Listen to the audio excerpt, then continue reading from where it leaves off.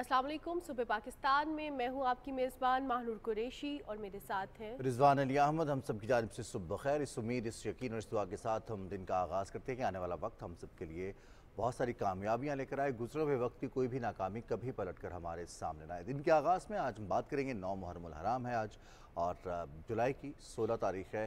मौसम के हवाले से महकमे मौसमियात का ये कहना है कि 16 से 21 जुलाई तक एक और सिलसिला बिल्कुल। मानसून की बारिशों का पाकिस्तान में दाखिल हो चुका है, और ये बेशतर इलाकों में बारिश का बायस बनेगा। बिल्कुल जनाब, और आपको ये भी बता दें 8 और 9 मुहर्रम यानी कि कल और आज जो है वो बारिश की प्रेडिक्शन है बालाई पंजाब में, खैबर पख्तूनख्वा, रावलपिंडी, इस्लामाबाद में भी। और आज भी जब हम स्टूडियो की जानिब आ रहे थे तो मौसम काफ़ी खुशगवार था। और उसके साथ साथ अगर NDMA के हवाले से बात करें तो कुछ एरियाज़ हैं जिस पे प्रॉपरली हिदायत उस हवाले से जारी कर दी गई हैं, और तमाम मुतलका इदारों को हिदायत जारी की हैं कि वो सैलाब और मौसमी सूरत हाल के मुमकिन असरात से निमटने के लिए ज़रूरी एहतियाती तदाबीर इख्तियार करें। NDMA ने पाक NDMA डिज़ास्टर अलर्ट एप्लीकेशन मुतारिफ़ करवा दी है, जो कि गूगल प्ले स्टोर और iOS ऐप स्टोर पर मौजूद है, ताकि आवाम को बर वक्त अलर्ट्स, एडवर्टाइज़र और ख़तरे से मुताल्लिक़ मखसूस गाइडलाइंस, अवामी आगाही पैगामात और दीगर ज़रूरी मालूमात फ़राहम की जा सकें। ये एप्लीकेशन अब फ़र्स्ट हैंड अवेलेबल है, और इसके ज़रिए तमाम तर जो दरकार मालूमात हैं मौसम के हवाले से, चाहे आपने ट्रैवल करना है या आपने अपने ही इलाके का मौसम देखना है और अपनी रूटीन के मुताबिक जो चीज़ें आपने परफॉर्म करनी है, अपने मामूलात को सरअंजाम देना है, तो उसके लिए ज़रूरी है कि हमें पता हो कि मौसम कैसा है। अगर हमने कुछ आउटडोर एक्टिविटीज़ करनी है तो उस हवाले से भी, और अगर कहीं हमारे मेहमान आ रहे हैं, मेहमान जा रहे हैं, तो उस हवाले से भी। बिल्कुल जनाब, और इस हवाले से बात करेंगे। हमारे साथ प्रोग्राम में चीफ मेट्रोलॉजिस्ट डॉक्टर सरदार सरफराज साहब मौजूद हैं। डॉक्टर साहब, प्रोग्राम में आपको खुशामदीद कहते हैं, और आपसे जानना चाहूँगी कि आप दोबारा जो प्रेडिक्शन हुई है कि आज से लेके 21 जुलाई तक बारिशों का सिलसिला मुतवक्के है, और हमने देखा कि पहले भी जो प्रेडिक्शन थी 11 से 15 जुलाई तक, उसमें 1-2 दिन ही बारिश हुई, लेकिन बाद में बारिश का वो सिलसिला जो है वो जारी नहीं रह सका, और जिस तरह इम्कानात थे कि बहुत तेज़ बारिश होगी वैसी नहीं हुई है। तो अब ये जो 16 से लेके हम देख रहे हैं कि 21 जुलाई तक है, ये कैसा बारिशों का सिलसिला रहेगा? जी, बहुत शुक्रिया। देखिए, इसमें भी उसी तरह की बारिश है जैसे कि 11 से 14 तक तो हुई है बेशतर जगहों में। और उसमें कुछ जगहों में जैसे इस्लामाबाद वगैरह में और फिर नीचे लाहौर में खासकर 18 को यानी हो सकता है कुछ। अभी अभी तो 2 दिन इतनी कोई तेज़ नहीं है, कोई कहीं लाइट ट्रेन, कहीं मॉडरेट ट्रेन इसी तरह की है आज और कल। लेकिन परसों के बाद फिर निस्बतन तेज़ स्पेल है। वही शुमाली इलाका जात इस्लामाबाद और मलिका इलाके जो खित्ता कोटवार है, या नीचे जेलम और लाहौर वगैरह और सियालकोट, इधर इन इन एरियाज़ में। और जैसे आपने जिक्र किया तो बेशतर जगहों पर है अगले यानी 3-4 दिन का स्पेल है, वक्फे वक्फे से गैप्स के साथ है। और इसी तरह से जनूब में आए तो सिंध में भी इम्कान है इससे 18 से 20 के दरमियान बेशतर जगहों में बशमूल कराची। बिल्कुल सही। तो डॉक्टर साहब, ये इंटेंसिटी क्या होगी इसकी? कितना rainfall expected on the average? कुछ इलाके हैं जहाँ पर ज़्यादा बारिश एक्सपेक्टेड है कम वक्त में? जी, उसमें कुछ जगह हैं जैसे KP के खासकर सेंट्रल और जनूबी KP जो है ना, उसमें DI खान आ गया और बन्नू और साथ में मुलेका एक्स फाटा का जो एरिया है उन एरियाज़ में, और इसी तरह से इस्लामाबाद, उसके साथ साथ मरी और हज़ारा डिवीजन के जो गलियात का एरिया है, कागान, नारान, कोहिस्तान बिलखुसूस। और फिर इस तरफ आप आ जाएं तो जेलम, सियालकोट, नारोवाल, लाहौर, नीचे साहिवाल तक, ये एरिया जो है, इन एरियाज़ में कुछ हैवी स्पेल मुतवक्की है। और बाकी जगहों पर भी है इसी तरह से मिला जुला, कहीं पर मॉडरेट है, कहीं पर कुछ हैवी फॉल्स हैं। लेकिन ऐसा कोई उस तरह की जैसे कहते हैं ना, बहुत अलार्मिंग सिचुएशन नहीं है स्पेल के नतीजे में। लेकिन चंद एक जगहों पे जैसे मैंने उन जगहों के नाम लिए तो उनमें हैवी फॉल्स हैं। और दूसरी तरफ नॉर्थ ईस्ट बलूचिस्तान के कुछ इलाके हैं जैसे जोब और बारखान और सिब्बी वगैरह, उन इलाकों में, और नीचे खुजदार और लसवेला डिस्ट्रिक्ट। इसी तरह से जनूबी पंजाब के चंद एक इलाकों में, और फिर सिंध में, खासकर जनूबी सिंध में, चूँकि इधर एक लो प्रेशर एक और अप्रोच कर रहा है भारतीय राजस्थान या गुजरात वगैरह साइड से, उसके बायस कराची में तो 2-3 दिन सख्त गर्मी है। और फिर चांसेस होंगे 19 और 20 को। صحیح. سرفراز صاحب اس دفعہ 30% سے زائد رین فال ایکسپیکٹڈ تھی کہ ہوگی، تو کن کن علاقوں میں وہ رین فال ہو گئی ہے as compare to the previous years, اور کن علاقوں میں آگے وہ 30% سے زیادہ بارش ہونے کے امکانات ہیں؟ دیکھیں جو امکان تو ظاہر ہے سیزن کے شروع میں جو بیسڈ آن جو اس طرح کی ہوتی ہے نا انیشیل کنڈیشن، جو وہ اس میں بحر الکاہل کے درجہ حرارت ہوتے ہیں، انڈین اوشن کے درجہ حرارت ہوتے ہیں، اور اسی طرح سے یوروپ اور ایشیا کی ملا کے یوریشین سنو فال، یہ جو کچھ انڈیکیٹرز ہوتے ہیں اس کی بنیاد پہ ایک پورے سیزن کی ایک طرح سے نا فورکاسٹ کی جاتی ہے. ابھی تک جو صورتحال چل رہی ہے وہ پنجاب میں ہی زیادہ بارشیں ہوئی ہیں، سندھ میں کم ہوئی ہیں معمول سے، ابھی تک بلوچستان میں معمول سے کم ہے، کے پی میں بھی جسٹ معمول کے قریب ہے، لیکن پنجاب میں زیادہ ہوئی ہیں. پنجاب میں کل تک کی جو فگرز تھی نا اس میں اوور آل پورے پاکستان کی ایوریج آپ کریں تو 9 سے 10% معمول سے ابھی تک زیادہ چل رہی ہیں، یعنی جولائی کے 15 دنوں میں. اور وہ پنجاب میں زیادہ ہونے کی بنیاد پر ہی پورے پاکستان کی ایوریج اوپر گئی ہے. تو دیکھیے ابھی تو تقریباً 2 ماہ باقی ہیں مانسون کے. اب آگے کی سچویشن یہی نظر آتی ہے کہ جولائی کے مقابلے میں اگست میں شاید ہمیں زیادہ ہیوی اسپیل دیکھنے کو ملے. بالکل صحیح ڈاکٹر صاحب، اور اس کے لیے تمام تر تیاریاں بھی مکمل ہیں.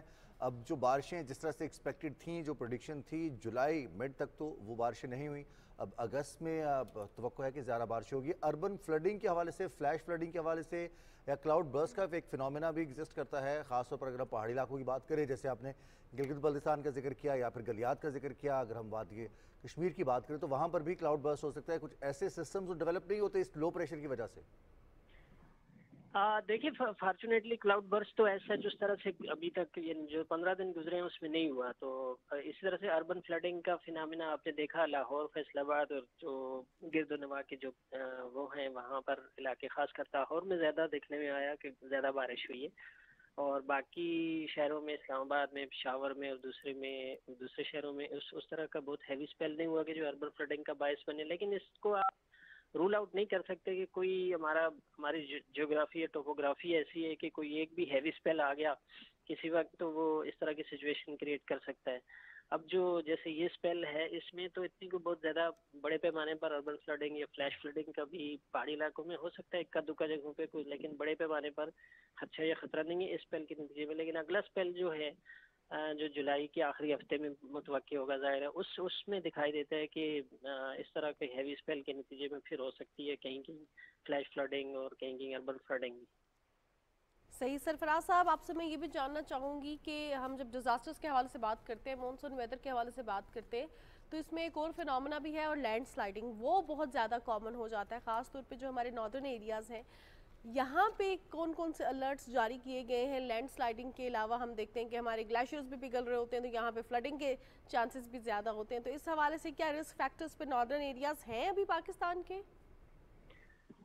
دیکھیے اس میں ظاہر ہے کہ جو کے پی کے شمالی علاقہ جاتے ہیں اس میں مالاکنڈ ڈویژن پورا ہی آ جاتا ہے. اس میں سوات اور دیو چترال سائڈ، اور پھر دوسری طرف ہزارہ ڈویژن اور کوہستان، اور پھر کشمیر میں خاص کر ان ایریاز میں اگر ہیوی فالز ہوتے ہیں بارش، یعنی کوئی 50-60 ملی میٹر، 80-100 ملی میٹر تھوڑے وقت میں پڑ جائے، تو کچھ خاص کر جو ولنریبل ایریاز ہوتے ہیں پہاڑی علاقے، تو وہ پھر لینڈ سلائڈنگ ہو سکتی ہے. لیکن میں نے آپ کو جیسے بتایا کہ اس اسپیل کے نتیجے میں کوئی اتنی اس طرح کی لینڈ سلائڈنگ کا بھی خدشہ نہیں ہے، اور بہت بڑے پیمانے پر فلیش فلڈنگ یا اربن فلڈنگ کا بھی خدشہ نہیں ہے. لیکن اگلا جو اسپیل ہوگا وہ تیز دکھائی دیتا ہے، وہ جولائی کے آخری ہفتے میں متوقع ہوگا ظاہر ہے.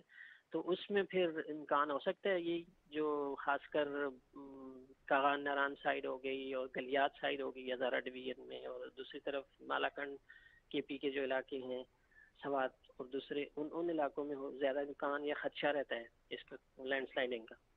بالکل صحیح. ڈاکٹر صاحب اب موسم کے ساتھ ساتھ ہم تھوڑا سا آپ کے ڈپارٹمنٹ کی بات کر لیتے ہیں. بہت سارے ناظرین یہ جاننا چاہتے ہیں کہ محکمہ موسمیات پریڈکشن تو کرتا ہے، اور بعض اوقات بہت زبردست پریڈکشن ہوتی ہے، جس طرح سے بتایا گیا ہوتا ہے ایگزیکٹلی ویسے ہی موسم تبدیل بھی ہو رہا ہوتا ہے.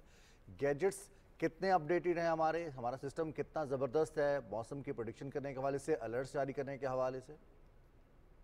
دیکھیں اس میں اصل میں تھوڑا سا مسکنسیپشن یہ ہو جاتا ہے. ایک ہوتی ہے جو آپ کی لانگ رینج فورکاسٹ ہے نا، جیسے سیزنل فورکاسٹ ہے، 3 مہینے کی فورکاسٹ یا فورکاسٹ تو اسے نہیں، اسے آؤٹ لک کہنا چاہیے. وہ جب آپ کرتے ہیں تو وہ ظاہر ہے based on certain initial conditions آپ کرتے ہیں. جس وقت جون میں آپ نے فور کاسٹ کی کہ جولائی سے لے کے سپٹمبر تک ایسا ویدر رہے گا, تو اس کا مطلب ہے کہ that was based on July's initial condition.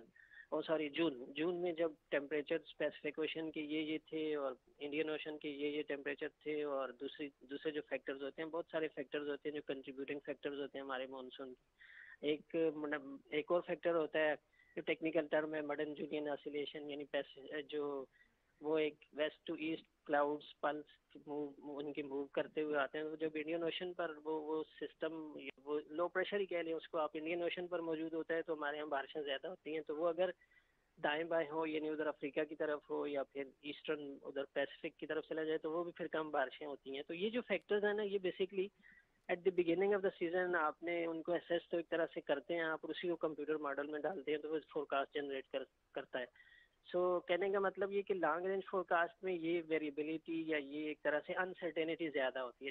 جتنا آپ قریب آتے ہیں لیڈ ٹائم ایک طرح سے کم ہوتا ہے, یعنی 3 سے 5 دن کی ایکوریسی کچھ اور ہوتی ہے, وہ 90% کے قریب ہوتی ہے آپ اگر اسیس کریں, اور اسی طرح سے 10 سے 15 دن کی اس کی ایکوریسی تھوڑی سی کم ہو جاتی ہے, اور پھر پورے سیزن کی. تو یہ فرق ہوتا ہے بیسکلی. اور جہاں تک گیجٹس کا تعلق ہے, ظاہر ہے کہ پاکستان کا بہت بڑا ایریا ہے, اور ہماری جو ہے نا جیسے کہنا چاہیے جیوگرافی ٹوپوگرافی, وہ بڑی ویرینٹ ایک طرح سے ہے نارتھ سے لے کے ساؤتھ تک. تو اس میں بعض اوقات یہ ہوتا ہے کہ آپ کی اسیسمنٹ کے مطابق پورا اس پہ نہیں اترتا ایک طرح سے نا, جو بھی کمنگ ویدر پیٹرن یا کمنگ لو پریشر ایریا ہوتا ہے, تو وہ کہیں نہ کہیں اس میں کچھ نہ کچھ اس طرح کا ایرر رہ جاتا ہے. تو بیسکلی بھی ایٹماسفیئرک سائنس جو ہے اس میں انسرٹینٹی رہتی ہے, اتنی ویریبلٹی رہتی ہے, اور پھر بالخصوص مانسون کی بارشوں میں ویریبلٹی بہت زیادہ ہوتی ہے. صحیح. سرفراز صاحب, اب آپ سے یہ بھی درخواست کروں گی کہ یہ جو NDMA نے اپلیکیشن لانچ کی ہے پاک ڈیزاسٹر الرٹ, اس کے حوالے سے بتائیے گا کہ یہ کس طرح کام کرتی ہے. ہمیں جسٹ اپنی لوکیشن آن کرنی ہے اور پھر ہمارے ایریا کی ڈیزاسٹر الرٹ ہمارے پاس آئیں گے, یا پورے پاکستان کا جو سارا سیٹ اپ ہے وہ اس کے الرٹس ہمیں جاری ہوتے رہیں گے؟ اچھا, میں نے فرینکلی ابھی نہیں دیکھی وہ اپلیکیشن, تو ظاہر ہے کہ وہ ایریا اسپیسیفک ہوگی, پرٹیکولر ایریا ہوگی کہ آپ جس ایریا میں ہیں وہاں اگلے چند دنوں میں, ہفتے میں اس طرح کا ہوگا کہ وہ based on PMD's forecast ہی ہوگی کہ جی اتنی بارش ہو سکتی ہے, اس طرح کا لینڈ سلائڈنگ یا فلیش فلڈنگ اس طرح کا ہو سکتا ہے. تو آئی تھنک کہ وہ ایریا اسپیسیفک ہی ہوگی. صحیح. بہت شکریہ سردار سرفراز صاحب, آپ کی قیمتی وقت کا. ہمارے ساتھ چیف میٹرولوجسٹ ڈاکٹر سردار سرفراز صاحب موجود تھے. اور اب بات کرتے ہیں کچھ پوری دنیا میں جو حالات پیدا ہو رہے ہیں اس حوالے سے, اور ہم دیکھ رہے ہیں کہ جہاں پہ بہت سے ممالک میں ڈیبیٹس جاری ہیں پریزیڈنشل الیکشنز کی, وہاں پہ کچھ جگہیں ایسی ہیں جہاں پہ الیکشنز ہو گئے ہیں اور وزیر اعظم جو ہے منتخب ہو گئے ہیں. ہم بات کر رہے ہیں جو نیپال کی, اور نیپال کے KP شرما جو ہے انہوں نے 4تھی مرتبہ وزیر اعظم کے عہدے کا حلف اٹھا لیا ہے. KP شرما کی کمیونسٹ پارٹی کے دائیں بازو کی نیپالی کانگریس کے ساتھ مخلوط حکومت تشکیل دی ہے, اور وزیر اعظم شہباز شریف نے بھی ان کو 4تھی مرتبہ نیپال کے وزیر اعظم کی حیثیت سے حلف اٹھانے پر مبارکباد دی ہے.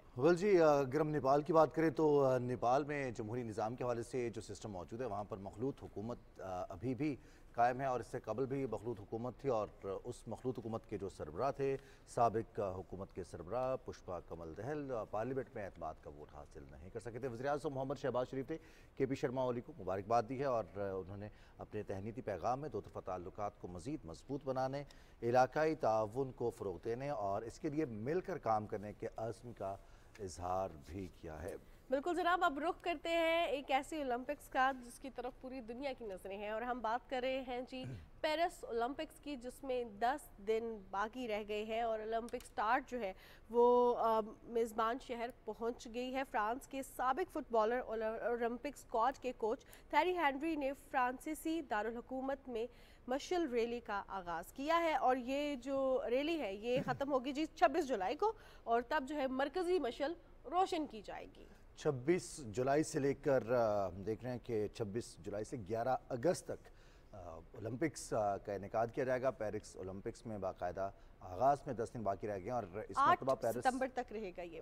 8 ستمبر تک, 28 اگست سے وہ پیرا اولمپکس ہوں گے 28 اگست سے 8 ستمبر تک, جبکہ اولمپکس کا جو مین ایونٹ ہے وہ 11 اگست تک رہے گا 26 جولائی تک. اچھا, اس مرتبہ پیرس اولمپکس کی بات کریں تو جو ہر मुल्क में ओलंपिक्स खेली जाती है, करवाई जाती है, कुछ ना कुछ वहाँ का ऐसा यादगार का एक नमूना शामिल कर लिया जाता है। हम देखते हैं कि इस मरतबा जो मेडलिस्ट होंगे, जो मेडल पोडियम पर पहुँचेंगे, चाहे वो गोल्ड मेडलिस्ट हों, ब्रॉन्ज हों, सिल्वर हों, उनके लिए आईफल टावर का जो एक धात उसमें इस्तेमाल की गई है, उस धात का एक एलिमेंट शामिल किया गया है उन तमाम मेडल्स में, ताकि वो जो मेडलिस्ट हैं उनके लिए यादगार भी रहे और पेरिस ओलंपिक्स में जो इंतजाम किए गए हैं उनको भी देर तक याद रखा जा और वैसे भी जो हम देखते हैं कि पेरिस जाते हैं तो वहाँ से सोवेनियर्स उठा के लाजमी लेके आते हैं, और वो आईफल टावर के जो सोवेनियर्स होते हैं उसके बगैर आप वापस आएँ तो ये नामुमकिन है। और हम देख रहे हैं कि अब ऑब्वियसली जो फ्रांस के शहर पेरिस में ये जो रैली जारी है और अब इसमें 10 दिन बाकी हैं, जब ये प्रॉपरली जो एंड पे मशल को रोशन किया जाएगा, उसके लिए पूरी दुनिया से जो शौकीन हैं ओलंपिक्स के वो भी, और ख़ास तौर पे जो देखने के लिए हैं लोग वो भी आते हैं, शायकीन आते हैं और इन्जॉय करते हैं। उसके साथ साथ एक और भी बड़ी ज़बरदस्त चीज़ है कि जब हम पूरी दुनिया से देखते हैं कि शायकीन आ रहे होते हैं तो पूरी दुनिया का जो कल्चर है ना वो भी वहाँ पे मौजूद होता है और फिर अपने अपने सोवेनियर्स एक्सचेंज किए जाते हैं, एंड दैट्स क्वाइट लवली। और ये तो तैयारियां गालिबन 8 से 10 साल पहले शुरू हो जाती हैं। इस मरतबा पेरिस ओलंपिक्स हैं और इस ओलंपिक्स के आगाज़ के साथ ही 2028 के ओलंपिक्स वो तो तय हैं, लेकिन 2032 में कहाँ ओलंपिक्स के होंगे, इसके मुकाबले मुनक्किर होंगे, तो उसके लिए वो तमाम तर मामला जो है वो पहले ही सेटल हो जाएंगे। इसलिए उस मुल्क के पास भी अच्छा खासा टाइम आ जाता है, एथलीट्स के पास टाइम आ जाता है कि उन्होंने किस ओलंपिक्स में किस मुकाबले के लिए क्या तैयारी करनी है। अब हम आपको लिए चलते हैं ई स्पोर्ट्स की वर्ल्ड में। अब ई स्पोर्ट्स एक नया ट्रेंड है, नई चीज़ है, इससे पहले भी एग्जिस्ट करती थी, लेकिन अब इसमें वर्ल्ड चैंपियन पूरी दुनिया के जो खिलाड़ी हैं, जो एक्सपर्ट्स हैं, वो मुकाबला करेंगे सऊदी अरब में।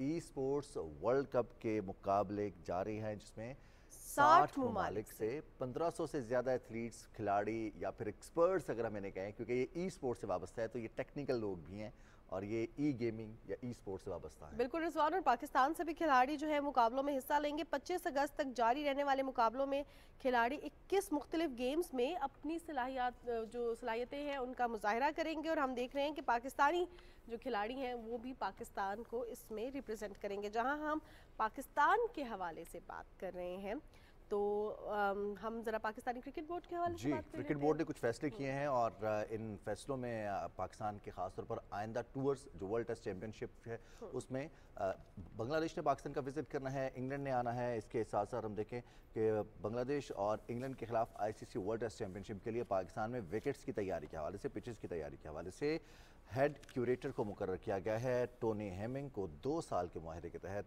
मुकर्रर किया गया है। वेस्टर्न ऑस्ट्रेलिया से टोनी हेमिंग का ताल्लुक है और वो कल पहुंच रहे हैं लाहौर, जिसके बाद वो अपनी जिम्मेदारियां संभाल लेंगे। बिल्कुल जनाब, और आपको ये भी बता दें कि हेमिंग की फौरी जिम्मेदारियों में से एक, जिस तरह रिजवान ने बात की, बांग्लादेश और इंग्लैंड के खिलाफ आईसीसी वर्ल्ड टेस्ट चैंपियनशिप के 5 टेस्ट मैचेस की पिचेस तैयार करना भी होगी। और हम देखते हैं कि हेमिंग जो है 2007 से 2017 तक यानी 10 साल तक आईसीसी के हेड क्यूरेटर भी रहे हैं। वो Australia, Bangladesh, Qatar, Saudi Arabia और मुत्तहिदा अरब अमारात में भी काम कर चुके हैं। So we are so hopeful that he would be a good addition और टू इसमें पाकिस्तान मानूर एक क्रिकेट फ़ायदा बोर्ड। ये होगा कि चूँकि हेड क्यूरेटर हैं पाकिस्तान भर में, अब जो हमारा क्रिकेट में खासतौर पर बैटर्स के लिए इशू आता है कि यहाँ पर बहुत फ्लैट विकेट्स तैयार की जाती हैं, बॉलर्स की इतनी ज़रा मदद नहीं मिलती, बैटर्स बड़े रन्स बनाते हैं, फ्लैट विकेट्स होती हैं जो फर्स्ट क्लास के मैचेस होते हैं। तो अब हमें आलमी मेयार के पिचेस बनाने के लिए वो खिदमात भी दस्तयाब होंगी कि हम यहाँ पर अपनी डोमेस्टिक क्रिकेट के लिए भी अच्छी म्यारी विकेट्स तैयार कर सकें, ताकि हमारे बल्लेबाज जो डोमेस्टिक खेल रहे हैं, हमारे बॉलर्स जो डोमेस्टिक खेल रहे हैं, उनको इंटरनेशनल पिचेस पर खेलने में इतनी ज़रा मुश्किल भी सामने ना आए और फिर वो अपने आप को उस हवाले से एडजस्ट भी कर सकें, उनकी एक्सपर्टीज़ भी बेहतर हो सके। बिल्कुल जनाब, जहां हम देख रहे हैं कि क्रिकेट की बेहतरी के हवाले से इकदाम उठाए जा रहे हैं, इसी तरह बात करते हैं स्क्वाश की। और स्क्वाश के खिलाड़ी पाकिस्तान का नाम रोशन करते जा रहे हैं, मेहनत करते जा रहे हैं। और हम बात करें पाकिस्तान के हमजा खान और अब्दुल्ला नवाज़ की, जिन्होंने वर्ल्ड जूनियर स्क्वाश चैंपियनशिप के क्वार्टर फाइनल में जगह बना ली है। ह्यूस्टन में चैंपियनशिप जारी है और प्री क्वार्टर फाइनल के मुकाबले हुए, जिसमें दिफाई चैंपियन हमजा खान का मुकाबला मिस्र के मरवान असल से था। 48 मिनट महज ये खेल जारी रहा और इसमें अब्दुल्ला ने, जो हमजा खान है, उन्होंने कामयाबी हासिल की, जबकि दूसरी जानिब अगर बात की जाए तो अब्दुल्ला नवाज़ ने प्री क्वार्टर फाइनल में मिस्र ही के उमर आज़म के खिलाफ पहला गेम हारने के बाद शानदार कमबैक करते हुए 3-1 से कामयाबी समेटी और यूँ उन्होंने क्वार्टर फाइनल के लिए क्वालिफाई कर लिया है। यकीनी तौर पर ये मराहल जो है یہ اتنے آسان بھی نہیں ہیں اور اتنے مشکل بھی نہیں ہیں، لیکن چونکہ جیسے جیسے ہم کہتے ہیں نا کہ گیم میں بھی آپ کے لیول انکریز ہوتے ہیں، زندگی میں بھی ہمارے لیولز انکریز ہوتے ہیں، ذمہ داریاں بڑھ جاتی ہیں، پھر وہ وہاں پر جو چیلنجز ہیں، مشکلات ہیں، وہ بڑھ جاتی ہیں. تو ہماری دونوں کے لیے بیسٹ وشز ہیں کہ حمزہ خان اور عبداللہ نواز دونوں کامیاب ہوں، پاکستان کے لیے ایک اور چیمپئن شپ جیت کر لائیں، پاکستان کا نام ایک اور جگہ پر اسی طرح سے پاکستانیوں کا نام روشن کرے، پاکستان کا نام روشن کرے جیسے اس سے قبل چیمپئن شپ میں انہوں نے پاکستان کے لیے اعزاز حاصل کیا تھا. بالکل جناب، اور پوری دنیا میں کیا ہو رہا ہے آج کے دن کے حوالے سے بھی بات کریں گے، لیکن ایک بریک کے بعد.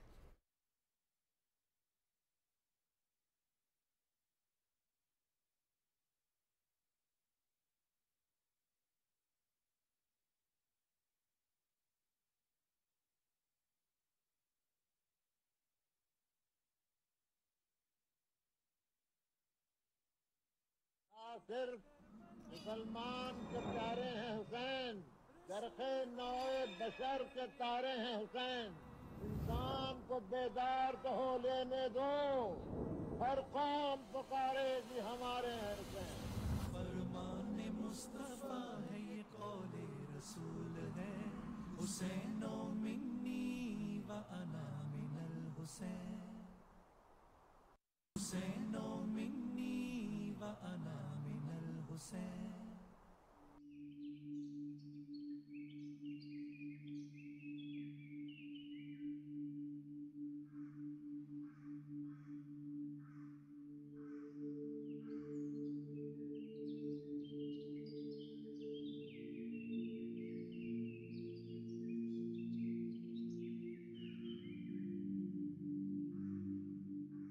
دیکھیے، محبت جو ہے وہ کسی دلیل وغیرہ کی قائل نہیں ہوتی، اور جو عشق ہوتا ہے وہ اپنی روایت میں زندہ رہتا ہے. ذوالجناح کے لفظی معنی ہیں دو پروں والا. ذو کہتے ہیں دو کو، اور جناح کہتے ہیں پر کو عربی میں. مرتجز نام ہے، شبیر کا راہوار ہوں میں. فرمان مصطفیٰ ہے یہ قول رسول ہے، حسین منی و انا من الحسین.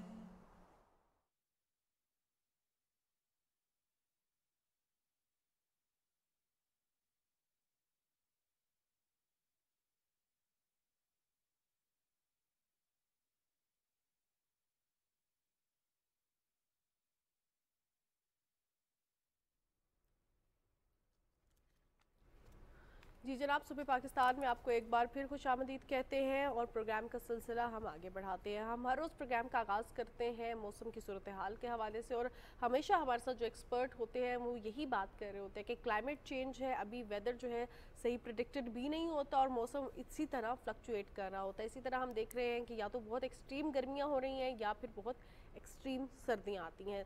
دورانیہ بھی ان کا بڑھ رہا ہے. اس کے ساتھ ساتھ ہم دیکھتے ہیں کہ ایک دن اگر بارش ہے ٹیمپریچر 30s میں ہے تو اگلے دن ٹیمپریچر 40s میں چلا جاتا ہے. یہ تمام اثرات کلائمیٹ چینج کے ہیں. ان کلائمیٹ چینج کے اثرات سے کیسے نمٹنا ہے اس پر بات کریں گے، اور ہمارے ساتھ پروگرام ایکسپرٹ بھی موجود ہیں. جی، ڈاکٹر محمد ابراج چنواری صاحب نے ہمیں جوائن کیا ہے، ایسوسیٹ پروفیسر، سابق چیئرمین شعبہ ماحولیات، اسلامک انٹرنیشنل یونیورسٹی سے آپ وابستہ رہے. ڈاکٹر صاحب بہت شکریہ، السلام علیکم. وعلیکم السلام. موسمیاتی تبدیلی کی بات کی مانور نے. مطلب ایک تو ہوتا ہے نا کہ ایک چیز ہے، ہو رہی ہے، اور دوسرا ہوتا ہے کہ جب اس کو ذکر کر دیا جاتا ہے تو وہ زیادہ محسوس ہوتی ہے. اب گرمی، موسم تبدیل ہوتا ہے، ایک دم گرمی بڑھتی ہے تو وہ ہمیں محسوس بھی زیادہ ہوتی ہے، اور پھر ہم اس پہ وہ جو چیخ و پکار ہے یا ہو بقایا وہ زیادہ کرتے ہیں کہ اتنی زیادہ گرمی ہو گئی ہے. تو کیسے متاثر کر رہی ہے ہمیں؟ اتنا متاثر کرتی ہے کہ واقعی ایکسٹریم پہ چلے گئے ہیں ویدرز. سردی ہے تو شدت، گرمی ہے تو انتہا کی. بالکل آپ نے صحیح فرمایا. کلائمیٹ چینج اب آ چکا ہے اور ہمیں اب اس کو صدقے دل سے تسلیم کرنا چاہیے کہ یہ چینج آ چکی ہے اور اس کے مطابق ہم نے اپنی لائف کو اڈاپٹ کرنا ہے. تو اس کے لیے اڈاپٹیو میئرز جو ہے نا وہ اختیار کرنے کی ضرورت ہے. اڈاپٹیو میئرز میں 3 بڑی چیزیں آتی ہیں آپ کی. ایک تو پانی، دوسرا خوراک، اور تیسرا انفراسٹرکچر آف بلڈنگز. پانی کو بچانا ہے. وہ کیا خوب کہا ہے شاعر نے کہ من پیاسا جیون پیاسا، پیاسے 7 سمندر. یعنی 7 سمندر جو ہیں وہ بھی پیاسے ہوتے ہیں کیونکہ فریش واٹر جو ہے وہ دنیا میں بہت معمولی مقدار میں میسر ہے. جس کو ہم روز یوز کرتے ہیں اور انفارچونیٹلی ضائع بھی کرتے ہیں. دنیا میں تقریباً 3% پانی ہے جو فریش واٹر ہے، جو ڈرنکیبل ہے. باقی پانی جو ہے وہ یوزیبل نہیں ہے. اگر اس کو یوزیبل بناتے ہیں تو اس پہ سرمایہ خرچ ہوتا ہے، توانائی خرچ ہوتی ہے، جو کہ انسان کے بس کی بات نہیں ہے. تو اس کے لیے سب سے پہلا جو اپنے میئر لینا ہے وہ ہے کہ فریش واٹر کو بچانا ہے زیادہ سے زیادہ. اور اس کے لیے اب کوئی بھی انسان جب صبح سویرے اٹھتا ہے تو نل کا کھول کے وہ برش کرتا ہے.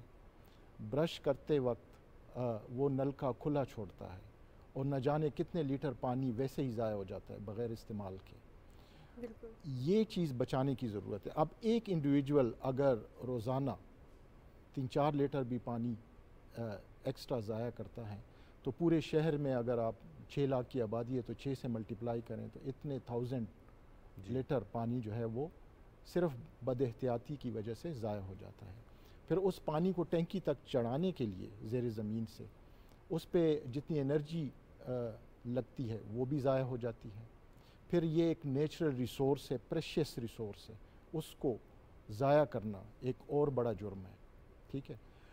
اب اسلام آباد کی مثال دے دیں. پانی کی شارٹیج ہے، آپ کے زیر زمین جو کنویں ہیں ان میں واٹر لیول نیچے جا رہا ہے. آپ نے اتنی ساری کنسٹرکشنز کر لی ہیں، انفراسٹرکچر آپ نے ڈیولپ کر لیا ہے. جو رین واٹر آتا ہے وہ بھی آپ کا ڈرین آؤٹ ہو جاتا ہے، وہ زمین میں ایبزارب نہیں ہوتا. تو زیر زمین جو ریزروائرز ہیں ان میں کمی آتی جا رہی ہے اور بڑی تیزی سے کمی آتی جا رہی ہے. یہی وجہ ہے کہ آپ کو واٹر ٹینکر منگوانے پڑتے ہیں.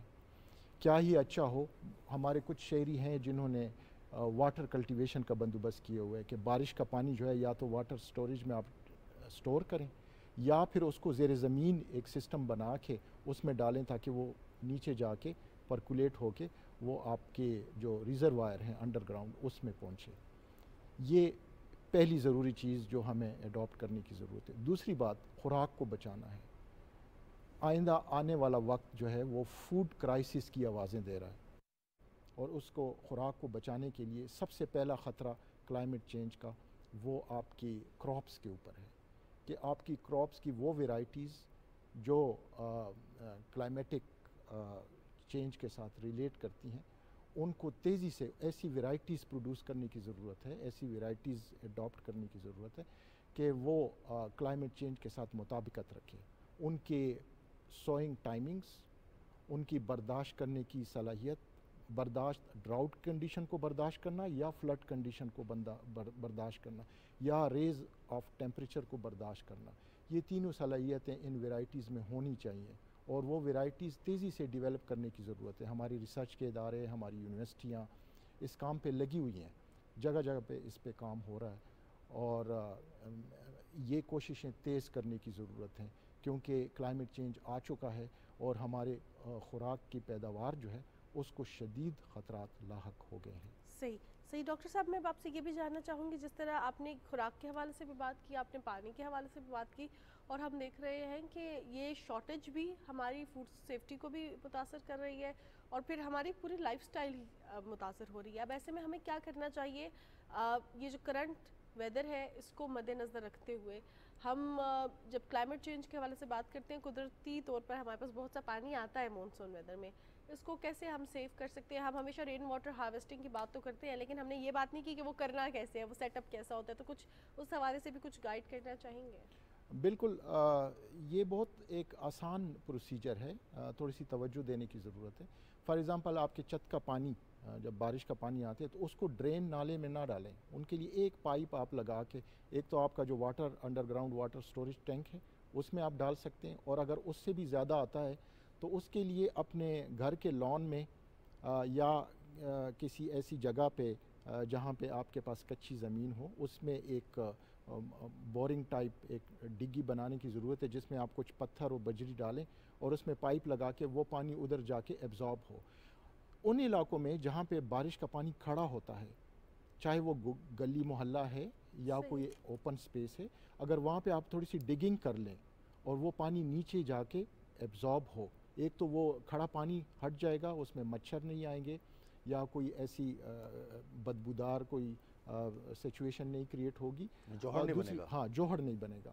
اور دوسری بات یہ ہے کہ وہ پانی نیچے ایبزارب ہو جائے گا اور وہ پرکولیٹ ہو کے صاف ہو کے نیچے ریزروائر تک چلا جائے گا جو کہ آپ کے لیے یوزیبل ہوگا. صحیح صحیح. اور ہم دیکھتے ہیں ہمارے یہ بہت سے مسائل ہوتے ہیں کہ لوگ بورنگ بھی کرا رہے ہیں اور زمین میں پانی نہیں ہے, تو یہ ہم واپس زمین کو دے سکتے ہیں اور اس کو ہم ری یوز بھی کر سکتے ہیں. اب یہ جو ڈاکٹر صاحب انوویٹیو آئیڈیاز ہیں, جیسے آپ نے بالکل آغاز میں ذکر کیا تھا کہ اب ہماری کنسٹرکشن کی وجہ سے, ہماری ضروریات کی وجہ سے, بڑھتی آبادی کی وجہ سے اب گھروں کا سٹرکچر بھی ایسا نہیں ہے کہ وہاں پر اتنا سپیس ہو کہ آپ واٹر ٹینک جو زیر زمین ہوتا ہے اس کے علاوہ آپ کچھ اور بھی وہاں پر کھدائی کر سکیں یا پانی محفوظ کر سکیں.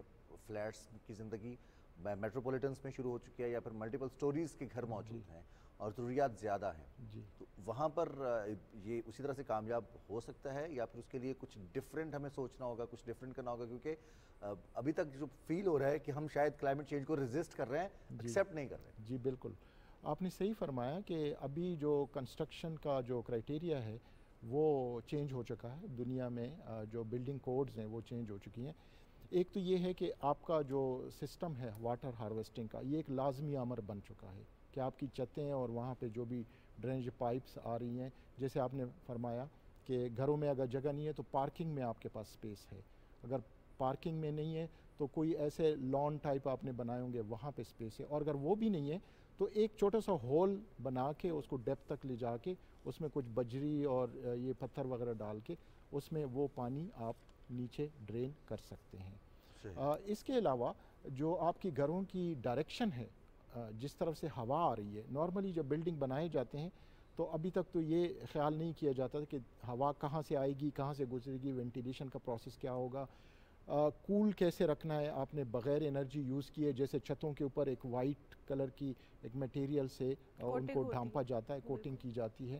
تو اس طرح کے میئرز اب آپ کو لینے ہوں گے. ایک تو وینٹیلیشن کا بندوبست کہ بلڈنگ میں ایک طرح سے ہوا آئے اور دوسری طرف سے نکلے تاکہ وہ کول رہیں. دوسری بات یہ ہے کہ ان کے چھتوں کے اوپر یہ جو انسولیٹرز ہیں وہ اگر آپ ڈالتے ہیں تو اس سے کافی حد تک. ڈاکٹر صاحب بات کر رہے ہیں, ہم دیکھتے ہیں جو پرانی کنسٹرکشنز ہیں اس میں ہم دیکھتے ہیں کہ وہ چاہے وہ مساجد ہوں, فن تعمیر کے نمونے ہوں, یا پھر پرانے بنے ہوئے گھر بھی, وہ ٹھنڈے رہتے تھے اور ان کی کنسٹرکشنز, ان میں استعمال ہونے والا مٹیریل ڈفرینٹ ہوتا تھا یا ڈیزائن ڈفرینٹ ہوتا تھا, یا وہ پھر خاص طور پہ وینٹیلیشن اس کو بڑی مد نظر رکھا جاتا تھا. پھر ہم یہ دیکھتے ہیں کہ جو ان کی اونچائی ہوتی ہے وہ بھی بڑی مد نظر رکھی جاتی تھی. لیکن اب یہ چیزیں جس طرح ہم بات کر رہے تھے کہ جو پرانے سیٹ اپ تھا اب اس کو دوبارہ سے ریوائو کرنے کی ضرورت ہے. اور ہم دیکھتے ہیں کہ آرکیٹیکچر میں وہ ہو بھی رہا ہے. لیکن اس کے ساتھ ساتھ ڈاکٹر صاحب میں اب آپ سے ایک اور چیز بھی جاننا چاہوں گی. کچھ چیزیں ہیں انوائڈیبل, جیسے اے سی کا استعمال, جیسے فریج کا استعمال, جیسے ڈسپینسر کا استعمال ہر گھر میں ہو رہا ہے, اور گاڑیوں کا بھی استعمال. اب وہ ساری چیزیں جو کاربن ایمیشن ہو رہی ہے وہ تو بڑھتی جا رہی ہے. پاکستان میں پھر بھی بہت کم ہے, لیس دین 1% ہے, لیکن سٹل ہمارے ماحول کو تو وہ متاثر کر رہی ہے. اب اس میں ہم کیا کر سکتے ہیں, کیونکہ چلے اے سی گرمی میں نہیں چھوڑا جا سکتا, لیکن ڈسپینسر کا متبادل ہمارے پاس گھڑا ہے اور وہ ہمارے تھائرائڈ گلینڈز کے لیے بھی بہت اچھا ہے. اس پہ پراپرلی ریسرچ پیپرز آئے ہوئے ہیں. تو یہ کتنا ضروری ہے چھوٹے چھوٹے میئرز لینے. کولر بھی استعمال ہوتا تھا بالکل. اچھا, اس میں یہ ہے کہ ایک تو آپ سولر سسٹم آپ کا آ گیا ہے اور بہت تیزی سے ہم لوگ اس کو اڈاپٹ کرتے جا رہے ہیں. اس میں بھی ایک ڈرا بیک جو آگے آئے گا چل کے وہ میں آخر میں آپ کو بتاتا ہوں. بالکل آپ اس کو اڈاپٹ کر سکتے ہیں, لیکن اس میں بھی ٹائمنگ ہے. آپ اپنی باڈی کے لحاظ سے جہاں تک آپ کی برداشت ہے اتنے تک تو آپ موسم کو برداشت کریں, وہ آپ کی باڈی کے لیے بھی اچھا ہے.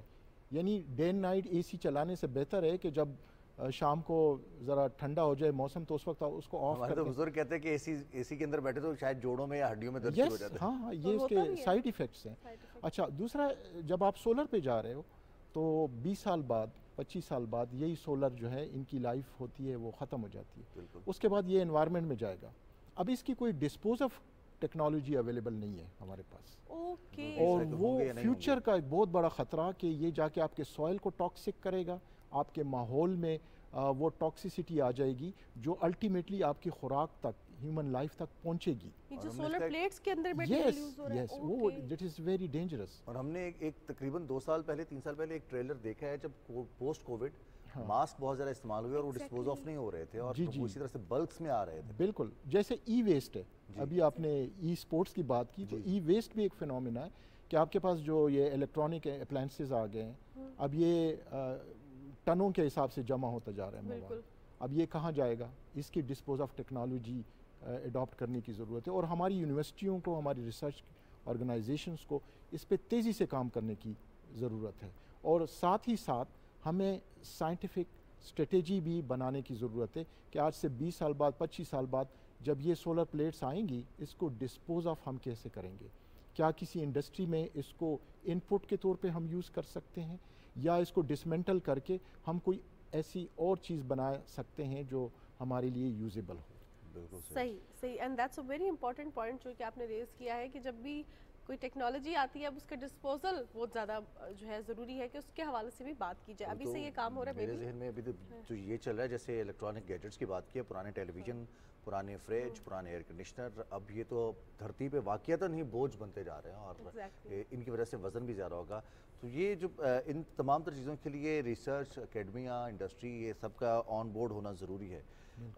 لیکن اس کے لیے سب سے پہلے سینسز ڈیولپ کرنا, شعور کا آنا کہ ہم صرف افورڈ کر سکتے ہیں تو ٹیلی ویژن نیا لے آئیں اور پرانا دے دیں کسی کو یا بیچ دیں اس کو. اسی طرح سے فریج کی ٹیکنالوجی پہ لائف کے مطابق اس کو استعمال کرنا, ریپیئر کروانا, یہ شعور دینا کتنا ضروری ہے کہ ہمیں چیزوں کو جیسے اپنی باڈی کے حوالے سے آپ نے کہا کہ موسم کو اس کی اپنا جو برداشت کا لیول ہے وہاں تک تو جانا چاہیے. ایسے ہی جو اشیاء دستیاب ہیں, چاہے وہ پلاسٹک کی ہیں, چاہے وہ ہمارے سولر پینلز ہیں یا پھر الیکٹرانک چیزیں ہیں, ان کو ان کے میکسیمم یوٹیلائزیشن تک لے کر جانا, اس کا شعور کتنا ضروری ہے. اور یہ اس کے لیے کون کون سے ہمارے ایسے حصے ہیں سوسائٹی کے جن کو آن بورڈ ہونا ضروری ہے؟ اچھا, اس میں سب سے بڑی بات ہمارے رویے ہیں کہ دیکھیں اسلامی اقدار سب سے امپورٹنٹ چیز ہے جو ہمیں اس سلسلے میں ہیلپ کرتی ہے کہ آپ کے لیے کوئی چیز یوزیبل نہیں ہے تو آپ دوسرے کو دے دیں, یا اگر آپ کے پاس دو چیزیں ہیں اس کو سٹور میں رکھنے کی بجائے یا اس کو خراب ہونے سے بچانے کے لیے آپ دوسرے کے حوالے کر دیں. جیسے کہا گیا ہے کہ آپ ایک جوڑا خود پہنے تو 7 پڑوسی میں دیکھ لیں, کئی لوگ ہیں جو صاحب استطاعت نہیں ہیں, ان کے ساتھ آپ چیز شیئر کر لیں. شیئرنگ کا جو فینومینا ہے, دوسرے کو دینے کا جو جذبہ ہے, اس کو پروموٹ کرنے کی ضرورت ہے. ایک اور امپورٹنٹ چیز جو میرے ذہن میں آئی ہے کہ آج کل ہم پلانٹیشن کر رہے ہیں, بے انتہا پلانٹیشن, اور میڈیا پہ آ رہے ہیں, فوٹوگرافیاں ہو رہی ہیں, لیکن کسی نے یہ نہیں سوچا کہ پلانٹیشن کس نوعیت کی کرنی ہے, کن سپیشیز کو لگانا ہے اور کن کو نہیں لگانا. نارملی آپ نرسری سے جا کے کوئی بھی پودا خریدتے ہیں جو آپ کو خوبصورت لگے اور وہ آپ آ کے لگا دیتے ہیں بغیر یہ جانے کہ یہ اس کو پانی کی کتنی ضرورت ہوگی, اس کو کیئر کی کتنی ضرورت ہوگی, اور کیا وہ اس ماحول سے مطابقت رکھتا ہے یا نہیں رکھتا. یہ کل کو بنے گا یا پودے رہے گا, بالکل, اور یا آگے جل کے آپ کے لیے یہ الرجی کا باعث بنے گا یا آپ کے واٹر ٹیبل کو جو ہے نا وہ اور نیچے لے جائے گا. تو اس سلسلے میں کچھ ایسے پودے ہیں, دیکھیں اللہ تعالیٰ نے ہر ماحول کے لیے اسی طرح کے جاندار جو ہے نا وہ پیدا کیے ہیں. فار ایگزامپل میں اسلام آباد کی مثال لیتا ہوں کہ اسلام آباد کا جو اسلام آباد کی سٹی میں یہاں کا جو نیچرل ہسٹری ہے وہ یہ بتاتی ہے کہ یہاں ڈراؤٹ ریزسٹنٹ پودے ہوتے تھے جن کو زیادہ پانی کی ضرورت نہیں ہوتی تھی. اس کے لیے آپ کو پانی کے ڈوزیئر جو ہے نا وہ لگانے کی ضرورت نہیں ہے. تو اس طرح کے پلانٹس جو ہیں وہ یہاں پہ, فار ایگزامپل قرآن میں آئے وَالتِّینُ وَالزَّیتُون, تین اور زیتون کی قسم کھائی گئی ہے.